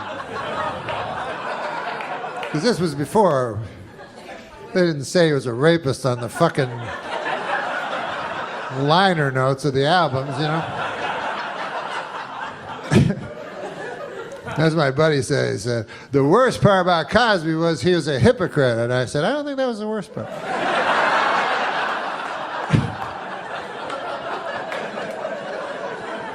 To me, the worst part was the raping. Way up high. And then the second would be the drugging. And then the third would be the scheming.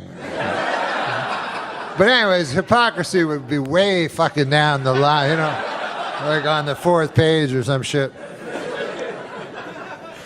Like, I'm no expert, but I think probably most rapists are hypocrites. You know what I mean?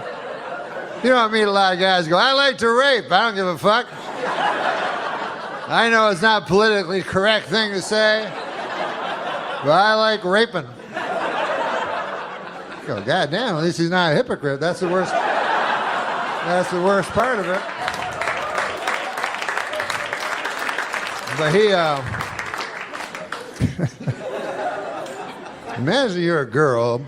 Some of you will be easier.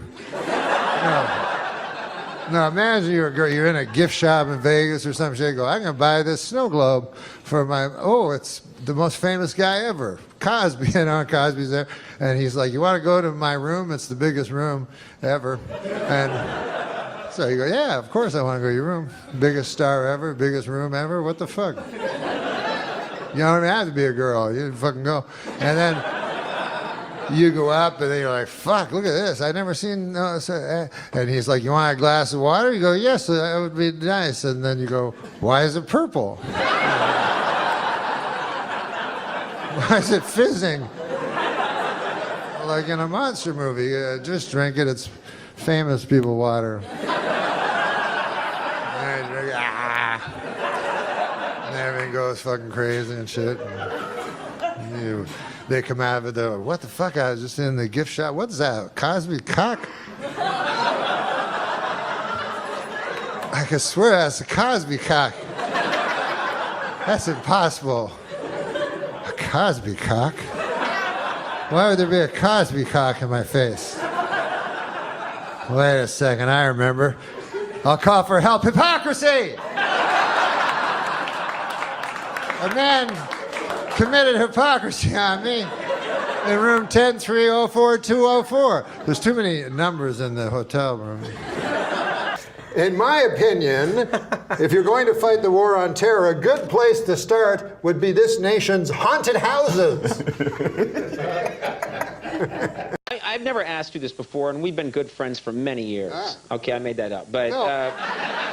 We haven't? No, we're friends. We're good friends. But I don't know what your... McDonald, is that Irish? Is that Scottish? What's your ethnic background? My ethnic background is Polish. Are you really Polish?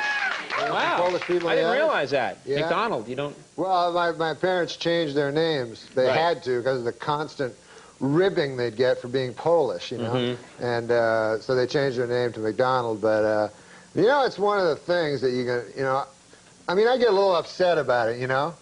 Because, you know, all the Polish jokes and stuff. stuff. You can't make jokes about other people, but for some reason you make jokes about Polish people, you know? Right. I don't like it. Right. You shouldn't. That sounds bad, yeah. I mean, I had an experience, you know. I go in and I order a Polish sausage, you know, from this guy, you know. And so the guy says to me, you must be Polish. And I said, come on, man. I mean, come on. Think about it, what you're saying. You know, I'm trying to knock some sense into this fellow's head, maybe give him a wider world view, you know? Sure, yeah. I said, you think because I order a Polish sausage, I'm Polish. I said, what if somebody came in here and ordered French toast? Would you think he was French, you know? Right. I mean, what if somebody came in here and ordered a Belgian waffle? Would you consider that guy a Belgian, you know? I mean, if a guy came in and ordered a German bratwurst, would you consider that fellow to be a German fella? Right. I said, what if a guy came in and ordered German potato salad? I suppose you'd think he was German too. Yeah? Yeah. You know, what if a guy... Wow, you talked to this guy for a while. I'm telling you, man. With racist, you have to get through You have to them. really get it into their head. Right. I said, if a guy came in and he ordered a Cuban hamburger, are you going to assume he's a Cuban? Right. I said, I think it is absolutely ridiculous that just because I come in here, I order a Polish sausage, why would you jump to the fact that I'm Polish? Right. And the guy says to me, well, first of all, it's a hardware store.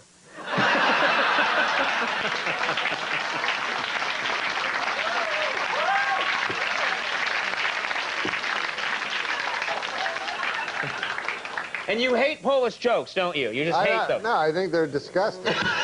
What are you, retarded? So I know you're not retarded, but what are you, Down syndrome? A new study found that men with beards are more attractive than men without beards. More great work from the University of Bob Seger. You're so aware of others' feelings. Now you're killing him. I would guess that one of the good things about this, you had some time off. Have you taken some vacation? Have you gone anywhere, traveled? Yeah. I went. I wanted to get away from all the showbiz, crazy showbiz. Yeah. So I decided I'd go on a vacation, you know. Right. And I don't like to go to hotels because all my years of doing my nightclub act, I don't like hotels. Yeah. So I decided I'll go, you know, my buddy tells me, he goes, hey, you should go to one of them bed and breakfasts. You ever hear tell them? Oh, yeah, sure. Yeah. The idea is you go there, it's a guy's house, and you live in his room, and then he makes you some breakfast. Right. Very Yeah. It's a thumbnail. Yeah, you know? that's it, sure. So I looked one up on the internet there, and I found one. I went to Vancouver Island, Victoria, which is beautiful. Lovely. Oh, my God. It's God's little country. And so I go there, and I look up my place where I'm supposed to go. I have it on a little piece of paper. And I knock on the door, right? And there's no answer. So I knock again, and there's still no answer. So finally, I look like in the window there, and there's an old man sleeping on a couch, you know? Yeah. So I bang on the door, ringing the doorbell, you know? So finally I hear like, hey, keep your pants on there, you know, from the inside. And he comes to the door, old guy, you know, but I'd say 80, 85 years old. Yeah. Old Harold Delaney was his name. Harold Delaney? Yeah, nice enough gentleman, you know? And so I get in there and I says, well, I better go to sleep. There's no one else there, you know? Like, I thought it'd be like a whole bunch of people in different rooms, you know? Yeah. And it was just me. Yeah. So I go up and I go to sleep, and I'm ready to go to sleep, and a knock comes on the door, right? A knock on my bedroom door. Right. So I figure, uh-oh, old Harold Delaney wants to have sex with me there. You know?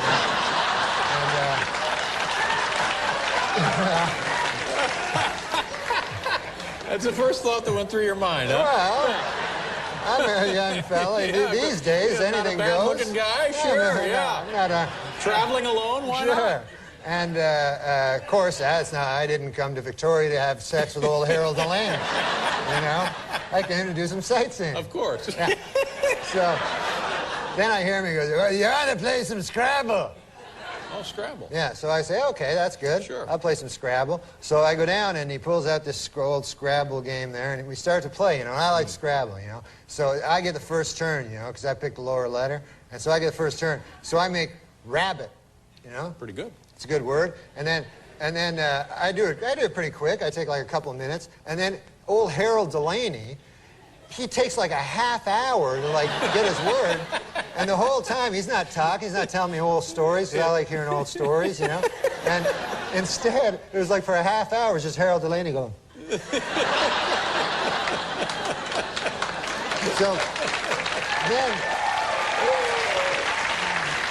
then after a half an hour of that, you know, I'm just sitting there, he comes up with his word, it's hat. That's his word, yeah. Hat. So he puts it, and he takes the word hat, and then he puts it like way in the corner on that triple letter score. Right. The triple word, the red one that you want to get to. Yeah, sure. But you can't just put it there. No, it's got to have some relation to rabbit. Yeah. Yeah. You got to move up there, you know, and finally get to there. But instead, he just puts it right there. Oh, no. So I go, all right, you know. And so then it's my turn, you know. I do something, and quickly, and then again, the same thing, like, you know. And then time going by, and then every word, and I was coming up with good words, you know. I had sleigh, you know, a sleigh ride, and avocado. Whoa. It was a 7-letter word. Yep. You get 50 extra points. I'm still way behind him. He's just freelancing the board. Yeah. Yes. And so finally I decided I'm gonna I gotta say something, you know? So and all his words were like cup and hat, and I think it was just like things he'd see around the room, you know? And so I'm playing excellently. I should be in the lead, but instead I'm like 1,000 points behind. And finally, like, I gotta say something, you know? So he puts boot, you know, up on this triple, and it really annoyed me because I was building towards the triple letter, and he just puts boot, and so I said, finally, I gotta say something here, and I go, hey, old Harold Delaney there, I don't know, you can't put boot there, and then he goes, you never heard tell of a boot? So I go, no, I know what a boot is. I'm just saying. He goes, if a fella goes out there to wear a boot. So I go, no, I know what I made avocado. I know a boot. You know? And it just took him forever. And I think, and also I noticed a weird thing. There were no blanks. You know how you have the blanks in the game, and it's always good to use any letter, right? Yeah. I realized there's no blanks in this game, and I figured old Harold Delaney must have, when he got the game, figured, what the hell is that, you know, and thrown it away. Can't use it. Yeah. Now, how was the breakfast? Did you have the breakfast? There was no breakfast. I got up the next day. I was so hungry from playing Scrabble all night. So he says, hey, Harold, how you doing there? How about some breakfast? And he goes, I've never been much for breakfast. So I go, oh, all right. So I go, I guess I'll go down to McDonald's and pick up some breakfast or something, Harold. And he goes, can you get me an egg muffin? It's crazy. Story, you know, that this guy, he just moved in, you know, next door to me. So I'm always one to meet the neighbors. You like to chat with the neighbors, Yeah, because, you know, so I went over to the guy, I knocked on the door next door to where I live, and I say to the guy, I said, hey, I'm your new neighbor, you know, and I said, good to see you, you know, nice to run into you, you know, welcome to the neighborhood, you know. And so the guy, I said, what do you do for a living there, sir, you know, if you don't mind me asking? You know, what do you do for a living? I'm a nightclub comic, I tell the guy. So he says to me, he says, I work down at the University of Science there. He says, that's a good school, by the way. I can't remember the exact place. Sure. But he says, I'm a professor of logic. Oh. So he says, the guy says, logic. Now, what the hell is that? I never heard tell of that. He says, oh, well, he says it's a kind of a pattern of syllogistic. Well, he says it's hard to explain. He says, why don't I give you an example? So I said, fair enough. Why don't you do that? So the guy says, well, he says, let me ask you a question. He says, do you own a doghouse? So I go, yes, I do. He says, well, then that means you probably have a dog. I said, yes. He says, well, that means you're likely you have a family if you have a dog. I said, yes, I do. He said, well, then that means you got kids, you're married? I said, yes, I am. He says, well, then you're a heterosexual man. I said, yes, sir, I am. He says, well, you see, that's logic there. I asked if simply from finding out you had a doghouse, I made this series of inferences, and I found that you're a heterosexual man simply from the fact that you had a doghouse. Well, I said, good God, isn't that something? Okay. So I said, well, I won't waste any more of your time there, neighbor. And I said, I'll see you later. See you around, okay. So I said, come by one day and have a chicken with me. So anyways, I left. So I left. So I go to get a bus, you know, to the bus stop.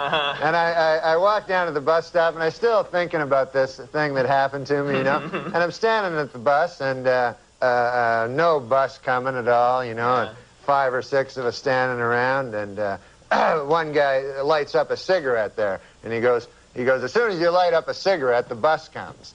And he smokes the whole damn cigarette, no bus comes. Right. So I said to the guy, well, that theory really worked, huh? And the guy goes, well, sometimes it works. Anyways, the guy goes, what's new with you? I go, well, I had an interesting thing happen to me today. I said, I met my neighbor. And he goes, oh, yeah? I go, he had a hell of an interesting job. I said, he's a professor of logic down at the University of Science. And so the guy says, is that so? He says, professor of logic. He goes, what the hell is that, logic? I said, well, it's a series of something or other. Right. I said, I can't remember exactly, but I said, I'll give you an example if you want to hear an example. So the guy goes, all right, fair enough. So I said, let me ask you this. I said, let me ask you a question. Do you own a doghouse? And the guy goes, no, I don't own a doghouse. So the guy says, oh, yeah, you're one of them gays.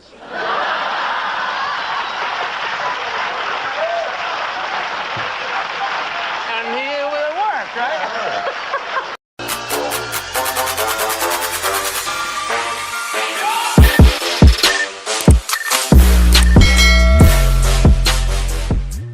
What's up, Jaywalkers? Welcome back to the channel.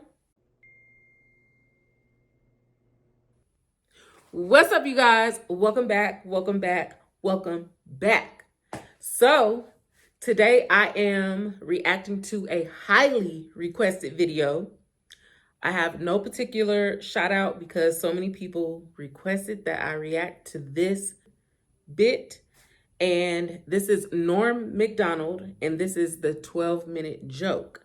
So, without all of my chit-chat, let's just get right into the video and see what Norm MacDonald is talking about.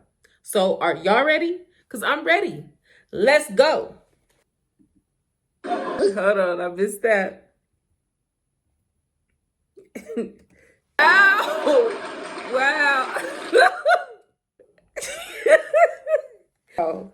So Norm MacDonald, he has it all mapped out. I like Norm. Hey, we got to do some more Norm MacDonald. This is my first reaction to him, and he's very funny. I enjoyed it. Thank you for the great recommendations, you guys. It makes my reactions easier because I'm able to laugh. Every comedian that I've been recommended has been really, truly funny. With that being said, you guys, I got to move on to the next reaction. Peace and blessings to you all, and I love you guys. Mwah! Bye.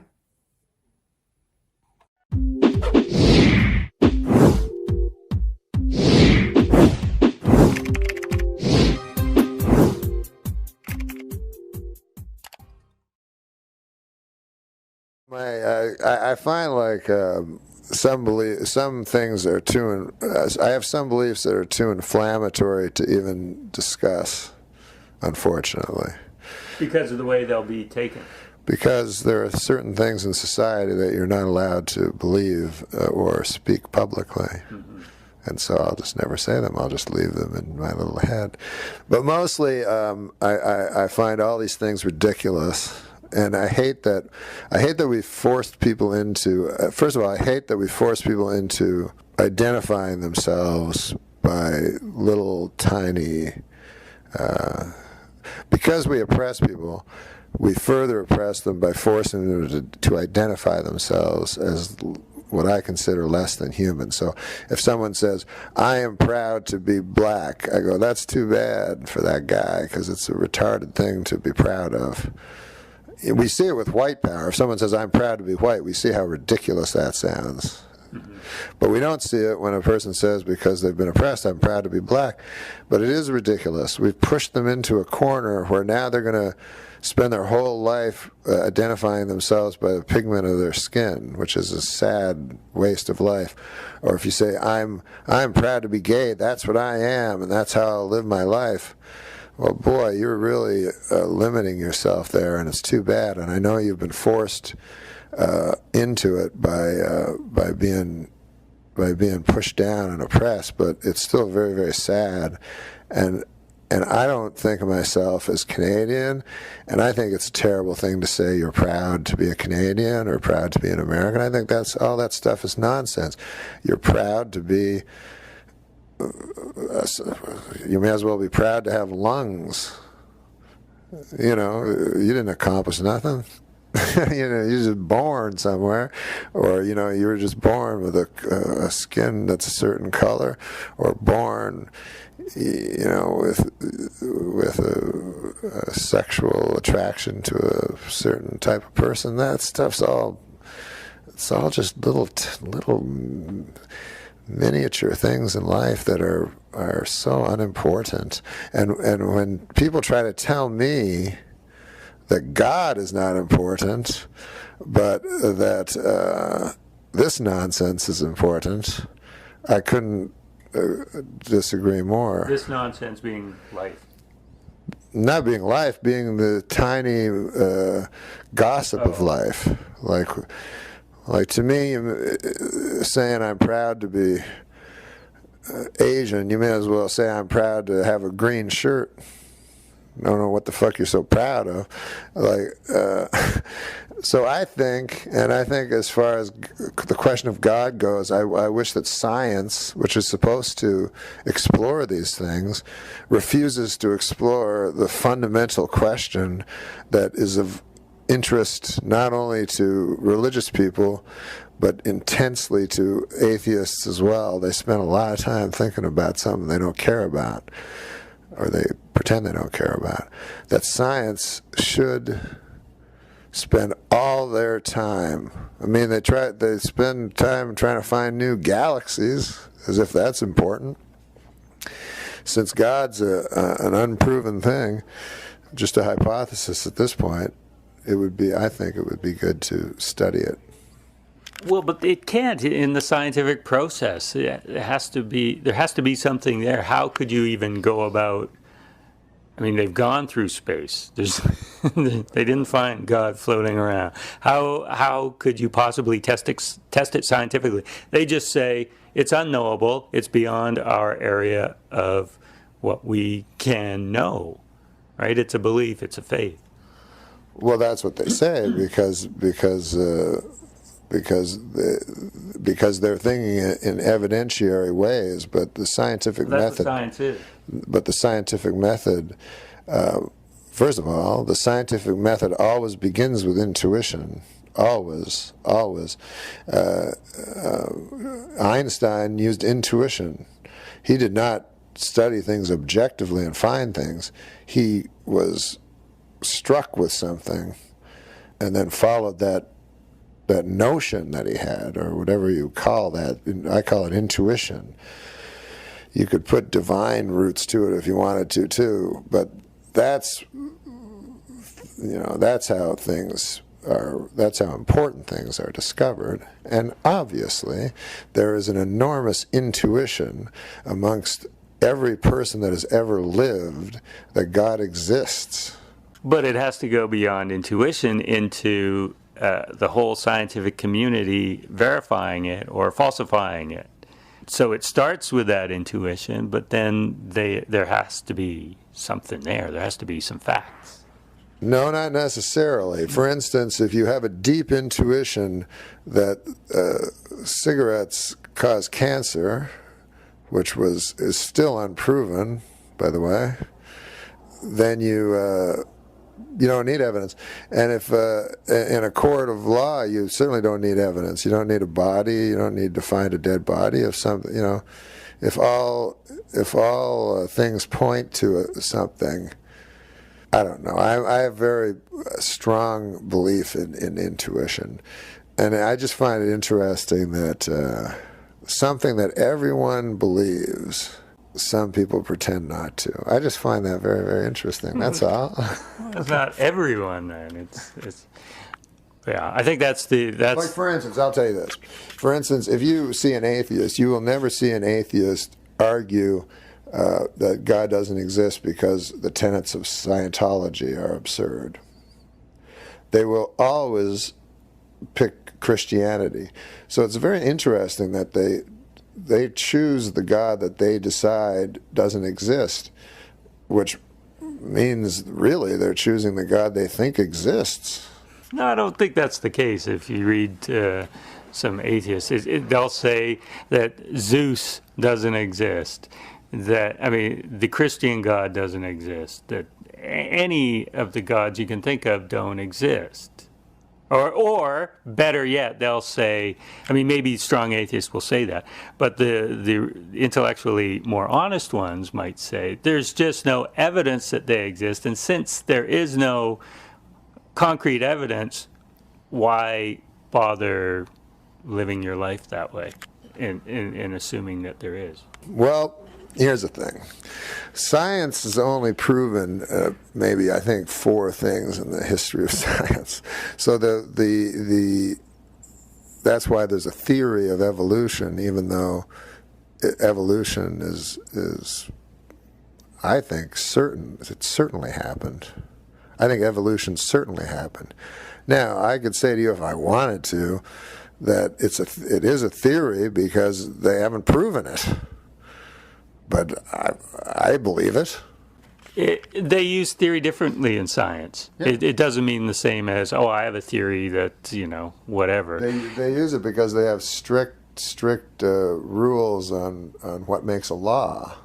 Right. And it's almost, impossible for anything to become a law. But scientists will believe that, it is 99.9% sure, given that there is evolution, but they're always open to new evidence, and they have to be. And, and when you talk about Copernicus I don't know if they're open to new evidence. When I hear Stephen Hawking say there is no God, I go, what kind of scientist is that? I mean, I heard him say that. I heard him say there is no God. It's a fairy tale.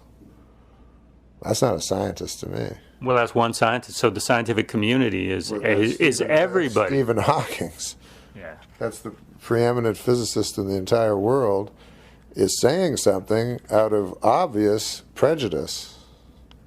Did you hear the whole quote, or is this like an Adam Carolla thing? No, I didn't hear the whole quote. No, You read it on Facebook. No, I did not hear the whole quote, to be fair. But I was kind of shocked that that science says, like, we've given up. I don't know when scientists started saying things were unknowable, but that's a new one on me, because that's not a scientific term as far as I know. Unknowable? Maybe they don't. I don't think they could. I don't think scientists could possibly use that term unknowable, because it infers that they can see into the future. Okay, now you can't blame me for where this has gone. No, right? I can't. No. But I'm going to go with it. How would you even begin to prove the existence of a God? Well, I don't know, because I don't have the powers of a scientist. I certainly couldn't prove the existence of the planet Mercury, if that's even a planet anymore. I can't. I can prove anything. I'm just taking their word for it.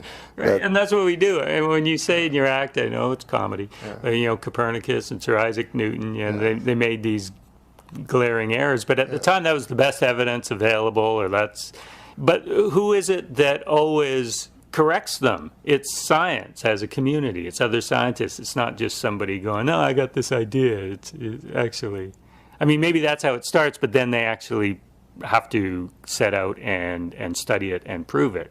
Yes. No, so it's other scientists that correct scientists. I'm all for science. Okay. Good. Because I want them to make things that'll make me live longer and stuff, But I would really like I would like eternal life. I would like some proof, one way or the other. If prove it that God doesn't exist, I don't care what you prove. Like, at least prove one of them. But try to work on the only important thing. Certainly everyone can agree that's the most important thing, whether or not we're alone, or whether or not we're taken care of. Certainly anyone in their right mind would agree that's the most important question to answer. You mean for an afterlife? Not necessarily for an afterlife, but that would also be good. But without God, there's no purpose. I don't care what anyone pretends otherwise. But it's highly, highly irrational to say that there's purpose without God, because there simply isn't. Right, but it's not a bad thing to have no purpose. We're born, we die. It was nice. No, that's fine, but that's not what most atheists proclaim. But no, if that were the case, that would be fine as well. But most atheists proclaim that there can be purpose in life without God. Well, you make your own purpose, right? Or not, whatever, but you're just here for however long you're here. Yeah, but I don't believe you can make your own purpose any more than I believe... so a greater purpose. No, I just think obviously a fucking dog can't make his own purpose. So, or an ant, or a honeybee, you know what I mean? So why the fuck should we think we can make our own purpose? It doesn't make sense. So define purpose. Again, it's this idea that man is somehow important. It's this crazy idea that both highly religious people have and atheists have, that man has some quality to them. Atheists have this idea that they can't quite resolve within themselves, that man is divine, but they can't say divine because that means God. But they believe it. They don't believe they're equal. Man, no man, I don't care what they say, no man believes he's equal to an animal or an insect. No man. I don't care if he lives on top of a mountain with snow and shit, he still doesn't believe he's an insect.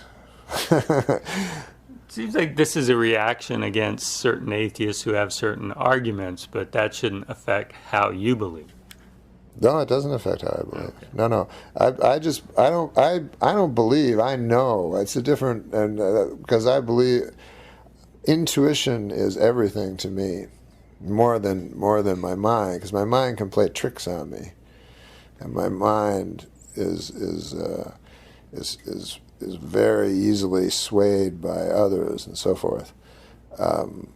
I personally believe that there's something else other than the mind that you can't talk me into murdering somebody with your atheistic idea that what does it matter one way or the other.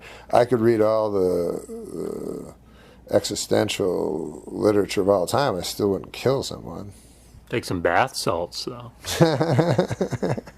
It's good of you to try to help make this funny at some point. Your intuition must have been proven wrong at some point in your life. Yeah, no, that's true. That's very true. Like, but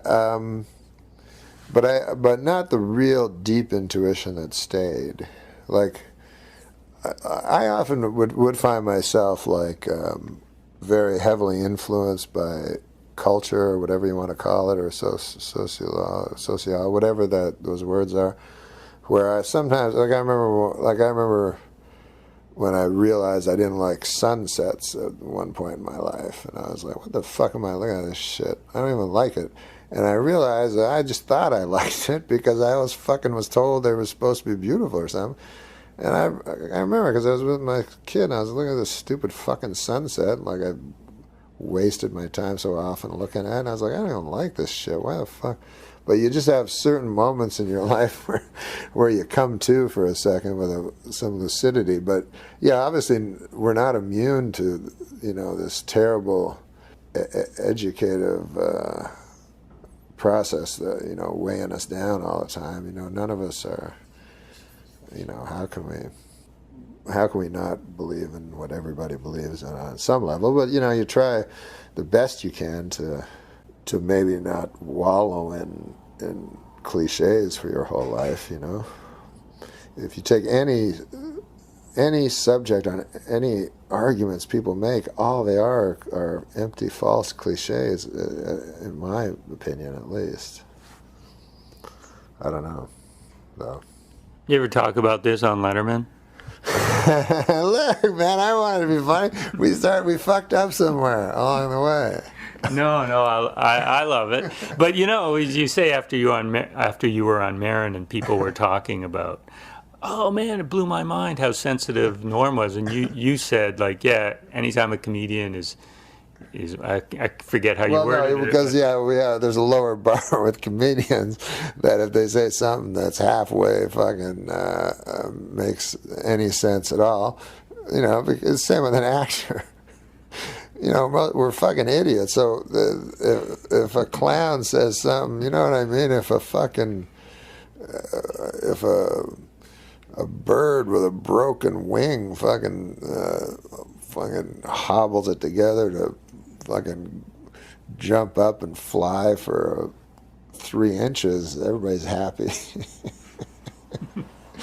That was a bad fucking example of that. Well, no, it's because you're high. Exactly. When I fucking started thinking I had MS or something, with my hypochondria and shit, because people would go after shows, man, what are you on? I'm like, nothing. They're like, your voice is slurry, and then I read something about that's whatever, MS and stuff. That, people have MS. At first, people think because they're stumbling and their balance is. I'm like, I don't have good balance and I slur my words, but no, I don't have MS. Did you get it checked? I actually did get it checked. I've been checked for it too. Have you? Well, my mom had it. Oh, yeah. It's good to be checked for everything. My God. And to bring it full circle here, after you get checked for something like a colonoscopy or MS or whatever, it gives you a new lease on life for at least a month, doesn't it? Yeah, it's amazing. And it's that, like, you walk out and the grass looks a little greener, and and then God is everywhere, and then a couple days pass, and you're carping about the butcher didn't give you enough goddamn pork. You wanted a full loin, and the guy only gave you a quarter. If only we could stop with these little tiny things and this preposterous gadgetry that we're talking into, and just for a moment, think about real stuff. Hey, here's Josh. Come on in, man. This would be a good time to end it. I know, the least funny podcast of all time with a comedian. Thank made you, history. Norm. Thanks, guy.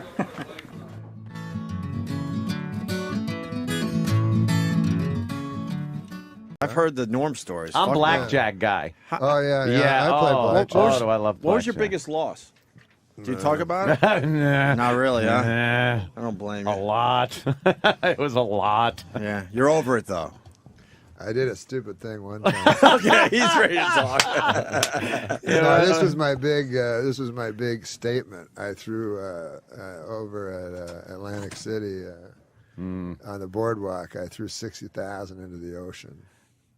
No way. Yeah, to quit. That was my thing. I'm going to quit. Why didn't you just quit and keep the 60? It was supposed to be like I felt like I was in a movie. Wow. That was a symbolic kind of a thing. Like, was it money or chips? That was What's money. that? It was money? Holy shit. I said chips, and he goes, what's Wait, that? so you threw 60 grand because you had a moment where you're like, this is cleansing. This is like it's just- to the ocean. I committed. The same way a drug addict would throw his drugs into the ocean. Right. How long after it left your hand did you regret it? I regretted it pretty good. See, I would have thrown the fucking dealer into the... That's how I would get over it. Someone told me something amazing about you, that the movie Rounders, which is about underground gambling, was based on your life. Oh, no. Is that true? That they followed you around? No one told I didn't you say that. I did. I got that information. I know that guy who wrote it likes Is Norm. that in my Wikipedia? You know, Brian Koppelman likes you, the and writer that of he that. followed Norm around, and Norm would go play poker at a lot of In these the middle of underground the couples night, in the yeah. middle of the night. That's true. And it's actually a documentary on Norm's life. No, it's not. It is. But I would go to the same club where it was where they did Rounders, and this was before Rounders. Yeah. Why would you play poker? When I was a kid, I played backgammon. I was good at backgammon. But why would you play poker at an underground club when you could go to, let's say, Vegas or Atlantic City and play poker? Why would you go underground? What is Because the I was appeal? only a little kid. I was just a kid. Oh, you were a kid. And oh, I one thought is, you... well, no, but one is 2 blocks away in Manhattan. You know, Oh, I see. Me and Norm went to a week. The second time I was on your show ever with Norm, we were in one of those clubs all night long. Right. And we came right from the club. Did you get your clock cleaned? Did you lose a lot of money? I lost all my money immediately, so I had to start. I had to start shooting pool. There was this all gambling going on. So I shot 8-ball until like 6:30 in the morning with a guy, and I lost $800 doing that. Right. And then Norm, I lost about $2 grand at the tables. Norm played poker, and then Did Norm win? We just Hey, made one time a guy tried to hustle me at pool. Are you good at pool? Norm's good at pool. No, I mean, no, not very good. But it was we're just playing like bar pool, like we're drunk. We're out drunks. This was when I was young, you know. But you play for a lot of money. No. This is when I had no money. Yeah, okay. So I'm playing this fucking. Oh yeah, right. Yeah, you're okay. Well, I'm playing this fucking pool hall, and this big giant black guy. It doesn't matter what color he was. Yeah. All right, but it helps the story. Giant black like guy. Forrest Whitaker in The Color of Money. In The Color of Money. Yeah. So he comes. No, but he's dressed like he has all this stuff, and he has 2 girls with him. You know, and I'm all drunk. I'm like an idiot, you know, with my friends playing pool. So he goes, I'm next, you know, so he puts his like fucking 4 quarters down. Yeah. And so then he goes, here, let's play. So the guy, he has his own stick, you know. Oh, boy, you're in for trouble. Yeah. Then. So we're playing, and he's missing by only like a millimeter every time, you know. But I win, I beat him handily, but like he's the worst hustler ever, right? So we play for $1. So then he goes, now we're playing. He goes, He goes, now we're playing for $100. Like it goes up to 100 from one, and I just beat him every fucking. So I go, no, I'm not. What? I go, I'm not playing. I'm taking my $4 and going drunk, and I go, I'm ahead $1. I was kind of an idiot. Yeah. I go, I'm ahead $1. You know, I'm not playing you anymore. Ah! And so the guy goes, he's all mad. So then another guy played, and then stupidly I gave my friend advice. And then the big giant guy hit me with the cue across my head. And I looked up, and the cue stick was right in my head, and he goes, I break people's bones for a living, motherfucker. What? Oh, whoa, you're kidding me. Yeah, that was He my sounds story. like Football Williams, that guy. I was like that. Oh. But Norm, So that was my story about my Norm, pool hustling days. You should keep that one to yourself, the pool hustling story. But Norm, shouldn't tell that on radio. Yeah. But Norm, I don't understand something. You go to these underground clubs and you play these cards, and it's a lot of money. You're talking about a couple of grand, right? You're talking about maybe I lost 20, a couple 30 of grand. You're talking Got 20. 160 million. You're talking about it's like when Johnny Carson tried to be like, "What's a loaf of bread cost nowadays?" Is this crazy? No, I'm saying I got news for you. I would $2,000. It's like $2,000. I wouldn't gamble $100. Yeah, but he's not a gambler. I've seen Howard get mad over $10. I don't like to gamble. I find it insulting. That, in other words, I find making money, is a very, especially where I grew up, is a very hard thing for a lot of people, and it's a tough thing. And to just piss it away in a gambling situation. My old man felt the same way. Offends me. And my father would think that too. Right, but you play for big bucks, right? I mean, No, 20, 30 grand a clip, I'm right? trying my best. Well, you don't remember what happened with this place when we were there all night. Yeah, tell the truth. And we were there. I don't know what Norm played that night. He was playing all night. I lost $2,000 myself, Right. But so we came here, and Norm accidentally said the name of the place. Oh, fuck. Do you remember that, Norm? Yes, because the guy did not care for that. A guy called up and said, "Yeah, listen, Norma."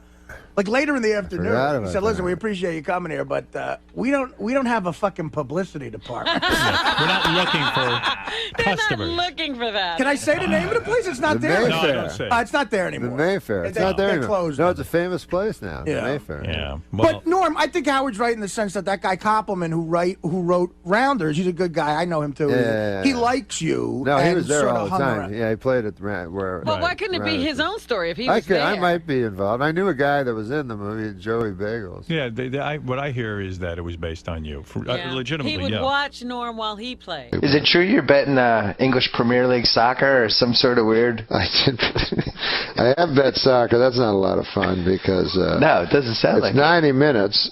Yeah. 20 minutes into it, you're down 1-0. You're in a lot of trouble. Right. The chance of them tying it up, let alone winning, they only have 70 minutes left. So what other stuff did you wager on? I wagered on. Is that the weirdest? You bet on tennis? Oh yeah, I bet tennis. Golf? Obviously golf. Yeah, I bet everything. What do you do? What's your strategy for golf? A lot of the long shots? I made a lot of money betting against Tiger when he was. They had a weird bet in Vegas for a while when Tiger was so dominant. It was anybody but Tiger. Oh, I like that. And the odds were always skewed because they know that people always thought Tiger was going to win. Right, so the odds would be you get him at 1-2 or something like that. Yeah. Because everybody would go into the sports book like tourists and go, hey, I can bet on Tiger plus that pays 2.5 to 1. That's a good deal, That's what how they also get the Red Sox and the Cubs fans that way. Oh, it's like if Daniel goes to Vegas, he's got some family member or something saying, hey, when you're there, can you put 20 in the Red Sox for me? Yeah. Those are the two teams that everybody does that for. So they jack the odds really low. And also the other how thing do they know which team is going to play? Because they know which team's going to show up. Their goal with the futures. Oh, you mean not if they're playing each other, but no. Yeah, the future, the World Series. Oh yeah. Yeah, put 20 in. Oh yeah, of course, the odds would be low. Yeah. And the other team they do that with, the Lakers. Right. Because you get so much people driving in from Los Angeles to Vegas, so they know they can skew the odds. Yeah, that makes basically sense. toward the Lakers. Hey, what about this? What if I always wondered this. When you drive from Vegas from Los Angeles to Las Vegas. Yeah, usually. And then there's that thing where you hit the Vegas border. Yeah. And it's a casino, right? I don't know what that town's called, but as soon as you cross, It's that town. It's like for people who have such bad gambling problems, they can't wait to get to Las Vegas. I got to pull off now and bet. I can't. But don't you think it's happened where like a person is flown in from some former country, got to L.A., driven, seen that, figured it was Vegas. Oh, and just spent like the weekend there? Yeah, and then came home. Doesn't it have a rock in the name? It's like something rock or rock yeah, something. It is rock something. Red Rock or... Little Rock, Arkansas? Oh, my God. Explain to me. Daniel's not exactly Watson over here. Norm was on my late night show and always an amazing guest and some of my favorite moments. And he's in the makeup room getting made up. And, you know, the band's playing. I'm about to go out and start the show. But I go in just to say, hey, to Norm. And what I want to do is make sure, I like to get in sync with people a little beforehand, just make sure that, you know, we're both on the same page, get a good groove going. So I go in, the band's playing, and Norm's always grinning like, hey, Norm, good to see you. And he's like, hey, can you back out of the way? I'm trying to see the television set. Can you back up there, Conan? And the TV's on. And so I sort of back out of the way, and I realize he's watching some college basketball game, and he's watching it. It's towards the end of the game and all this. And I go like, okay, well, anyway, good. And he goes, can you be quiet? Quiet. Hold on a sec. And then someone scores a basket, and he goes, and the game's over, and he goes like, fuck. And I'm like, what? And he went, I just lost a lot of money. My whole dirty work. Yeah. Everything I made on dirty work is gone. and I went, oh, and he went, oh, I'm in a terrible mood. And I went, okay. And then someone with a headset said, Conan, it's time to go on. And I went, I'll see you out there. And he's like, 30 seconds. Fuck you. You came in and jinxed me. You jinxed me. I'm going to fuck up your show. I'm doing a show with the jinx. You're going to jinx my set? What's the most you ever bet on a sporting event? Oh, my God. I don't know, probably 100,000 or something like that. Wait, what game? It was actually the worst beat of the century. It was pretty bad. The Mets, I had the over, which I think was 7, and no, 6.5. I'm sorry, it was 6.5, and the game was tied 2-2, and I think Ventura was the batter. Wait, the Grand Slam? Yeah, the one-run Grand Slam. You know that one? Yeah. It was tragic. And I remember Costas at the time because it was just bedlam, and he goes, "I don't think those will count," you know. And I'm like, "Oh, Costas must have." He had the under. He must have. He was pretty happy about it. But did you bet with Artie Lang when you would hang out with him? Yeah. Artie and I bet a lot together. We enabled each other. People often say that if you play a round of golf with somebody, you can find everything you need to know about a guy. If I said, could you find out that same amount of information as to how competitive, does he cheat, fun guy, does he have beers, smoke cigars? Could you have that same kind of feeling about a guy playing poker?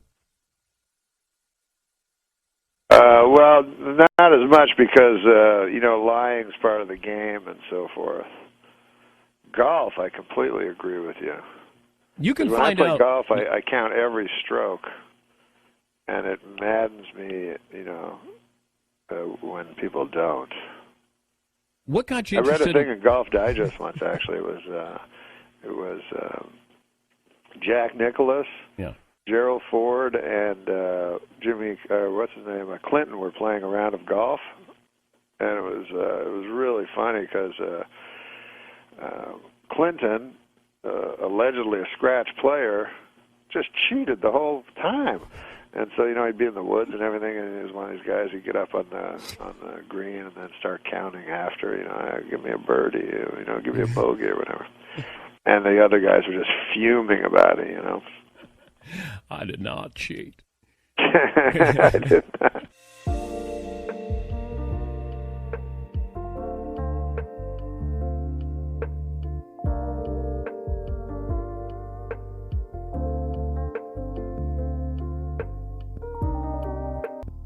was the biggest bet you ever made? Oh God Almighty. I don't know. I one time, the most I lost in one night, because 3 times I've lost everything that I've ever had. How do you do that? I mean, not morally, but I mean, like, how do you physically do it? Well, yeah. I mean, like, you know, you make one more. Like, what is the process of that? What's the evolution? It's funny because it's the only time I ever went to a psychiatrist, he said, like, I was like, because it was for gambling. I was like, how the fuck do I get out of this? And he's like, oh, you gamble to avoid life, you know. And I'm like, but my thing was, well, isn't that why you do everything in life, is to fucking avoid it? You know what I mean? Like, it's too painful. Yeah. Like, why do you? So I said, but it's painful to think about, but because now it would be nice to have the money, but you just lose it by it's just like any escape, I guess. Because I was never a drug or alcohol guy, but like when I watch a game and I have a bunch of money on it, then I can understand what's going on. Nothing's ambivalent or anything about it, you know. And there's stakes. There's stakes, you know. And then it's about to go down. We're here to stay and run this town. Bring in the heat, bring in the energy. We're the queens of the festival, can't you see? We're the queens of the festival, here to rule the stage. Dropping beats and make your body engage. From sunrise to sunset, we're taking it all. We're the festival queens standing tall. Ooh, yeah, ooh. From dawn till dusk, we command the crowd's gaze. Every beat, every rhyme sets our souls ablaze. With swagger and style, we own this domain. In the realm of music, we reign supreme, no chain. Feel the rhythm pulsating through your veins. Our verses ignite, fire never wane. With each lyric we spit, each move we make, we carve our legacy, leaving jaws to quake. We're the queens of the festival, here to rule the stage. Dropping beats and make your body engage. From sunrise to sunset, we're taking it all. We're the festival queens standing tall. Ooh, I get it. Ooh. No crown needed, our all's the crown jewel in the kingdom of sound. We never play the fool with beats as our scepters and rhymes as our decree. We're the sovereigns of rhythm for all to see. So bow down to the queens as we own the night. In the kingdom of music, we're the guiding light. From the first note to the last, we'll always be the festival queens, forever wild and free. Know exactly the rules. Yeah. You're completely involved and you're completely escaped from your life. Yeah. Of the real. Yeah. The real fear. My biggest problem is ruminating about death. If I could get over that somehow. And you do that regularly? I read fucking books about it and shit. So, like, you still haven't walked me through losing everything. Well, how you do it? Physically? Yeah, because you know, you've got a house, you had a lot of money saved up, and then like, so you make one bet, and then you realize you're about to lose everything. Do you make phone calls to people saying, like, I just need a little more? I mean, well, you know, you kind of at the end of it, you know, it's happening. I guess it's like I've never had substance abuse problems, but I guess it's like people that know they're going to hit bottom, you know, and kind of want it. Yeah, because it does it's exhausting. Yeah. To be obsessed with something. Right. So you are, I guess, trying to do it, trying to finish it off. Right. Finally. Because if you have $450,000 in the bank, whatever the fuck it was, and then you lose $400,000, you go, fuck it. I don't want to fucking have 50,000. Right. To remind me that I don't want money to remind me that I had more money. So that's how you do it. So that's how you do it. What's up, YouTube? Welcome back. I'm Phil. I'm Sam. And we're Bars and Barbells. As a team, we do reaction videos, as you already know, because you're already subscribed, and we love you for that. Yes. If you're not subscribed, and it's your first time on the channel, well, we hope that you stick around and you join us on this journey that we've been on, doing lots of different comedians. Yeah, this has been such a fun journey. I've loved this. Sam has really enjoyed her comedic relief that she's had through the channel, because you were never into comedy before we started. No, just like comedy films, but not like stand-up comedy. Yeah. And so we're coming to Norm for the first time on the channel. This is a big deal because you guys have been saying, when are you going to get to Norm MacDonald? Yes. Here we are. We've arrived, and we're doing the most convoluted joke ever. So it should be interesting. So convoluted, I believe, is kind of hard to follow and pretty complex. So no idea what to expect on the most convoluted joke ever. No, but I'm excited to check out Norm for the first time, and yeah, he's Canadian too.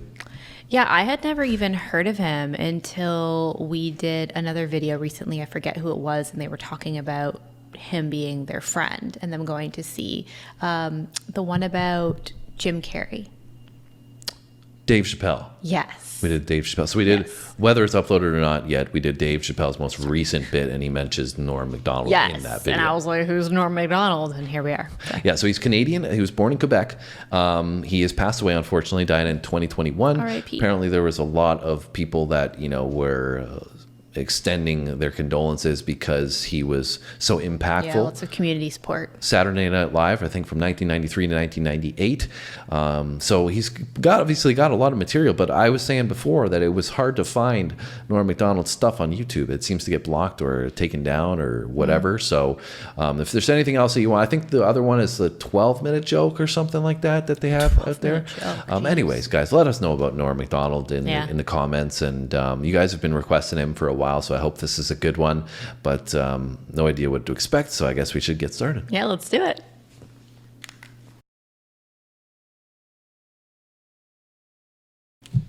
There was a fella went by the name of Jacques de Gautier. And he was from Témiscamingue, Quebec. Hometown. And Jacques de Gautier, he was a fella that really thought. And he was smart, He was our hope, I guess. And he was, while I was scrabbling to get out of high school, Jacques Zagatineau had already... I think he just changed his last name. I thought he did that. I was like, that's slightly different. I was like, are we talking about a different person now or what? Well, a man grows. But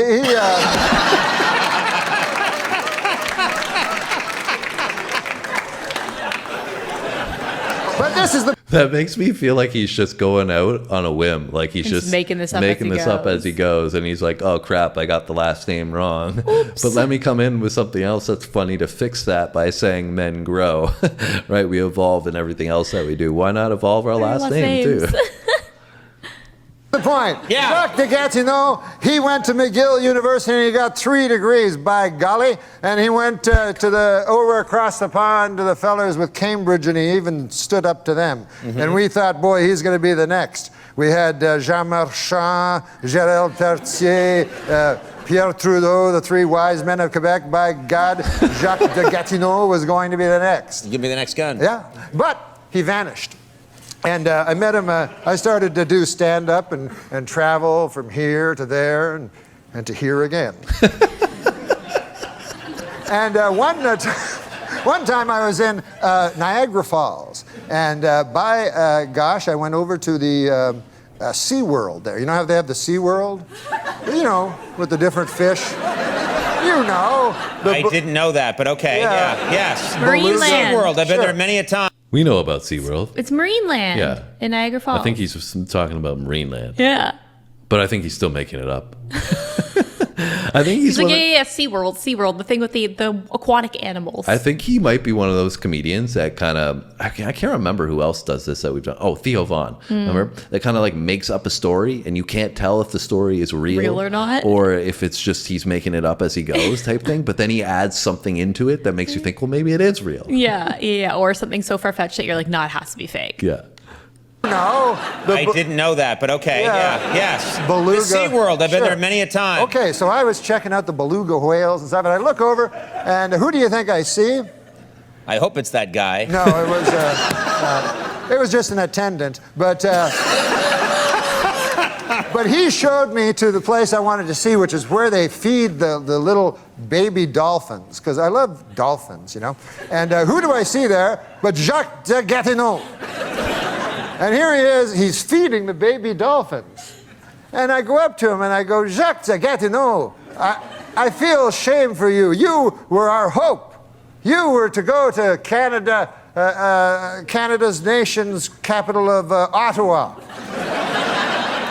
And you were to be a great man, Jacques de Gatineau.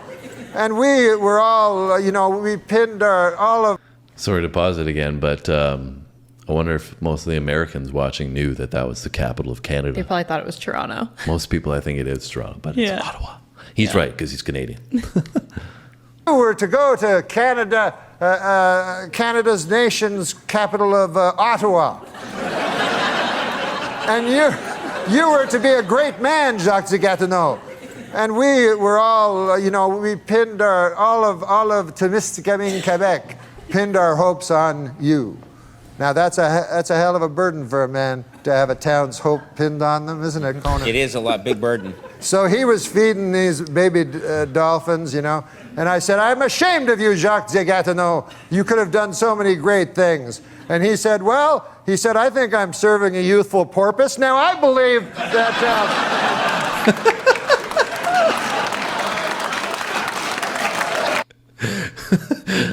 It took us a while, but we got to the punchline. Yeah. Oh my gosh. A youthful porpoise. Porpoise. What's a porpoise? Like, isn't it a baby dolphin? Like, it looks like a dolphin. I don't think it actually is a dolphin, but I think it's similar. Looks like a dolphin. Yeah. But he's serving a youthful porpoise. But a baby dolphin. Yeah. All of that. I'm like, what are we doing with this joke, man? I guess Like, that's where are why we going the here? most convoluted joke ever, because it took us like 3 minutes to get to that punchline. No, I need to look up a porpoise and make sure it looks like a dolphin.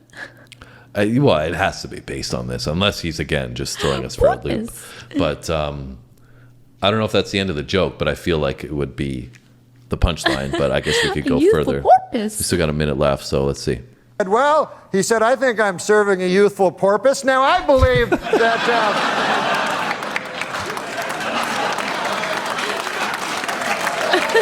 He's looking around and like, you guys get it? No! Did you get it?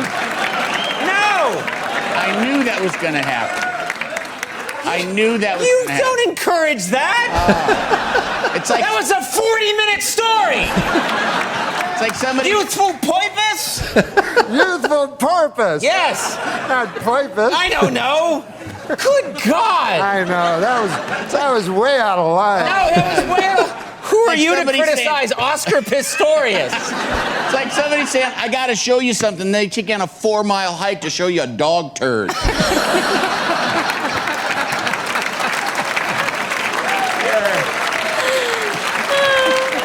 Look at it. Okay. Well, there's your reel for CBS. I think Norm liked that analogy as much as we did. I know. This is a 4-mile hike to see a dog turd. I think the joke was a bit better than a dog turd, Yeah, I so it would was agree. worthwhile I for would the agree. hike. But that was a good analogy nonetheless. Yeah, seriously, that's hilarious. And I think this is also funny because we've done other comedy skits that are about people that take a long time to get to the point of story. Yeah. That's exactly what he just did as a joke. Yeah. So, And we interesting. did Alice's Restaurant, right? That story for Thanksgiving. Yes. It reminded me a bit of that, how we kind of kept going around in Like different in circles. And circles. it's like, where are we going with Like, this? what is And then the- just throws in. What you is know, the porpoise of this? Exactly. And I think actually Norm, he was on the Drew Carey show, I believe. I don't know if he was on, it makes me think of, because Drew Carey was on this show called Whose Line Is It Anyway? Mm-hmm. And that was hilarious. Well, I used to watch clips of that, and it was just, I couldn't believe how good they were with their improvisation. So I don't know if Norm was on that, but maybe we should do some Whose Line Is It Anyway reactions, because that'd be good. that was, I remember it being So it's all like hilarious. improvisation stuff, right? If I remember correctly. Yeah, they give them Yeah. a topic, and they got to make a scene between the four of them, right? And they would have Yes. guest appearances, and I think Drew Yeah. was the host. Anyways, Drew Carey, I think like the Drew Carey show had Norm Macdonald on it, from what I remember. Cool. So let's last 20 seconds. Let's see what they say. We're getting this right to Les Moonves. I gotta have him. You want to see that every night, Les? This guy's got More Quebecois humor. I love you. I really do. You know that, right? Conan's got a great sense of humor too. Yes. Yeah, I don't ever feel like with a lot of hosts, I feel like they're just playing it up, like they're playing a role. But Yeah. he seems more genuine to me. Like he's just being himself type Yeah, thing. I'm not a big fan of like Jimmy Kimmel. Like he just seems like fake to me. I never really got into a lot of those like later night like Neither talk show did type I. things. But some of them, like Craig Ferguson, I really like him too. He was hilarious, and I've seen him live. Anyways, Norm MacDonald tells the most convoluted joke ever. It was very convoluted. Yeah, I'm glad that we had a kind of an idea that it was convoluted, though, because if I was watching it and not knowing that might be the case going into it, then I don't know if I would have appreciated it as much. And I would have been like, what the hell is this guy talking about? Yeah. And I think maybe get lost a little bit. Lost in the sauce, yeah. And I think that might be, correct me if I'm wrong, might be indicative of Norm's style. So maybe if we do anything else, we can expect that from him as well. I also thought it was good that he had like, not that they were like main punchlines, but a couple things like along the story that were just like funny or like odd and like things that you'd like laugh at or whatever. And I think he was making it up, like I said. Yeah, probably. And that's probably why. Which if he was, that's pretty genius. Yeah. Right? He's like, yeah, you know, I was at SeaWorld. Anyways, I hope you guys enjoyed our reaction to Norm. If you did, like I said, hit the like, or like Sam said, hit the like button, and leave us a comment about those things that I mentioned in the video. If you want to add anything and provide any insights, that's helpful. And like I said about the Whose Line Is It Anyway, let us know if there's any good clips to check out from that. Yeah, I'd love to that. Or more from him if you guys can find any of it on YouTube. Yeah. And also, we have a playlist up of comedic videos. It's about 100 videos at this point. So if you want to click on that playlist and go through and see if there's any older videos that you missed, you jumped on our wagon a little bit later, and there might be videos from our early venture into comedic reactions that you could check out. But other than that, hit the subscription button, notification bell, and we'll see you in our next video. Thanks for watching, guys. See you then. This Father's Day, think the man grate. What is the man grate, you ask? Well, it is 100% made in America, cast iron grilling grate. That's what it is. And they're revolutionizing the way people grill. What, Adam Egan? It's true. You haven't heard of the revolution? It has heavy duty grilling grates. Why are you laughing? You think the grilling grates are flimsy? No.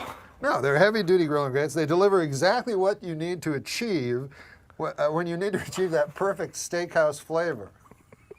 Why are you laughing? You're making a mockery out of the man grate. You can put chicken on this or steak. That's not that unique. Or veggies, and they will never have tasted so good. Why would you laugh at any of this? No more flare-ups. You know, in your barbecue, there's always big flare-ups. No more dry meat. Guaranteed. No more dry meat. That's something you can't guarantee, Adam Egan. It was named one of 2012's best grilling accessories by Men's Health magazine. Why are you even here?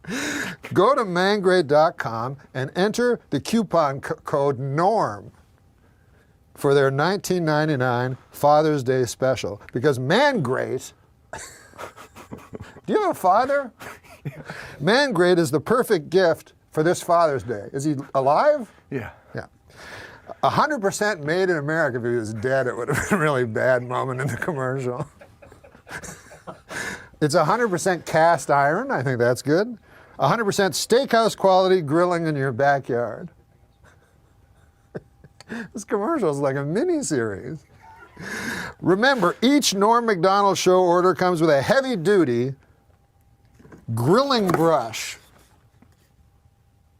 You don't want to put that on your not dry meat. Again. That's the Mangrate Grill Enhancement System. Order today at mangrate.com. Mangrate.com. And enter the coupon code NORM at checkout. We'll return. Oh, we're starting the show now. And we're back. We're going to do, first of all, I'm told by Nick Swartzen that he's come up with a new impression for his act. Known for his impressions. What is it again? This is Mr. Furley talking to the 20-year-old girl he just woke up next to. Or no, he's in the middle of sex with her. I'm coming in your butt! Oh my God. Well, listen, man. Hey, your mouth is my toilet!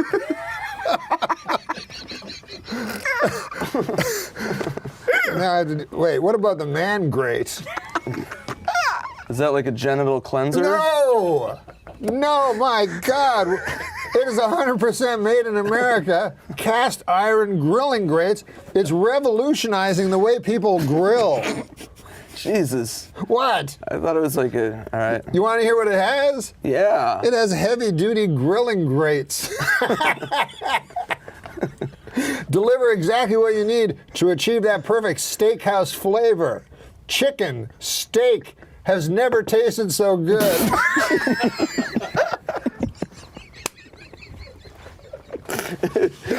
Listen, no more dry meat.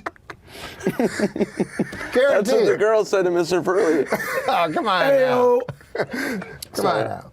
Hey, it was named one of 2012's best grilling accessories by Men's Health magazine. Man grates, there's more fucking facts about the man grate than about Nick. Man grates are the perfect gift for Dad this Father's Day. Your dad's alive? No. Fuck. God damn it. I'm sorry about your dad. That's fine. Go to mangrate.com and enter the coupon code NORM for their $19.99 Father's Day special. 100% made in America. 100% cast iron. Hey, how about this? Each NORM MACDONALD show order comes with a heavy-duty grilling brush. Jesus. What? Man, great. What do you think of that? I think it's great. Yeah. Yeah. Again. Again.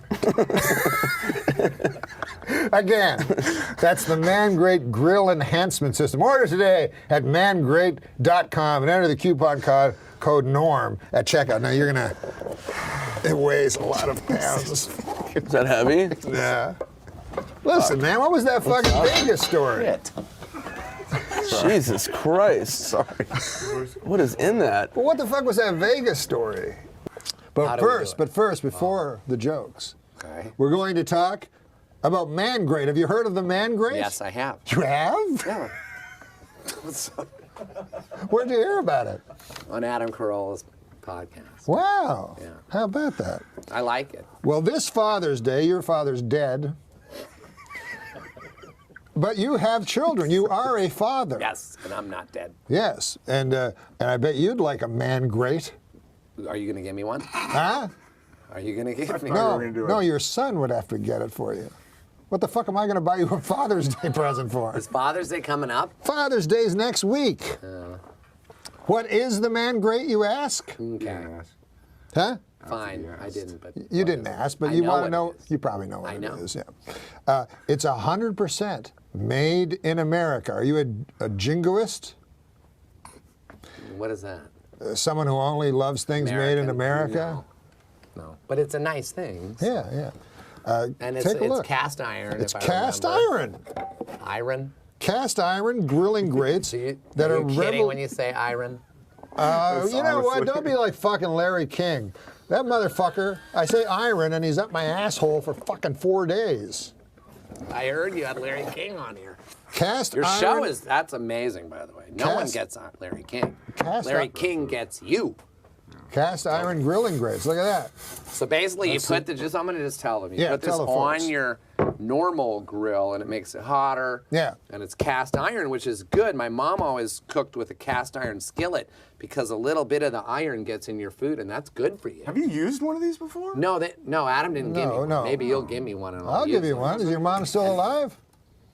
My mom? Yeah. No, she's dead. Jesus Christ, is any of your relatives fucking alive?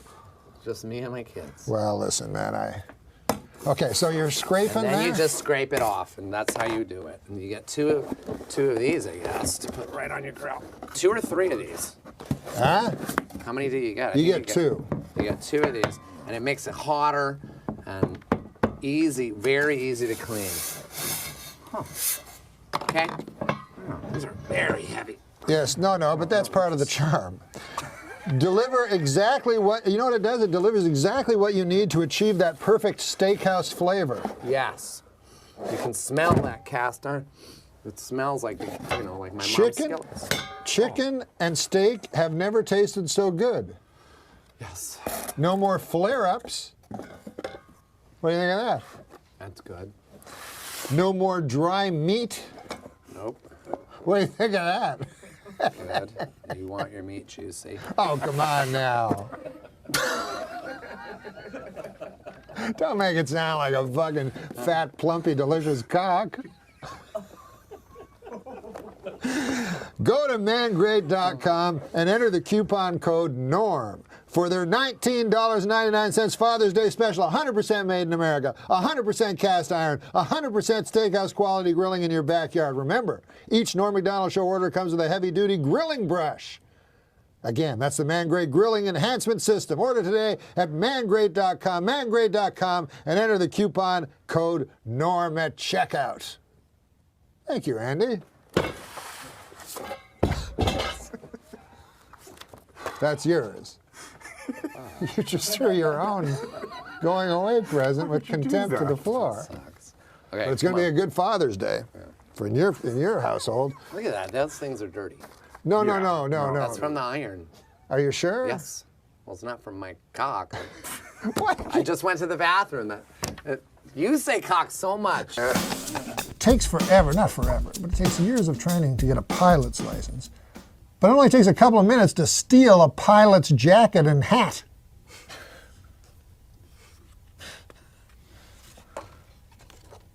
And then do some, terrorist act, I guess. Yeah, I guess I was not living because I was thinking it was going to be a terrorist. You were worried about a terrorist act. I was a little nervous. Did you see Olympus Has Fallen?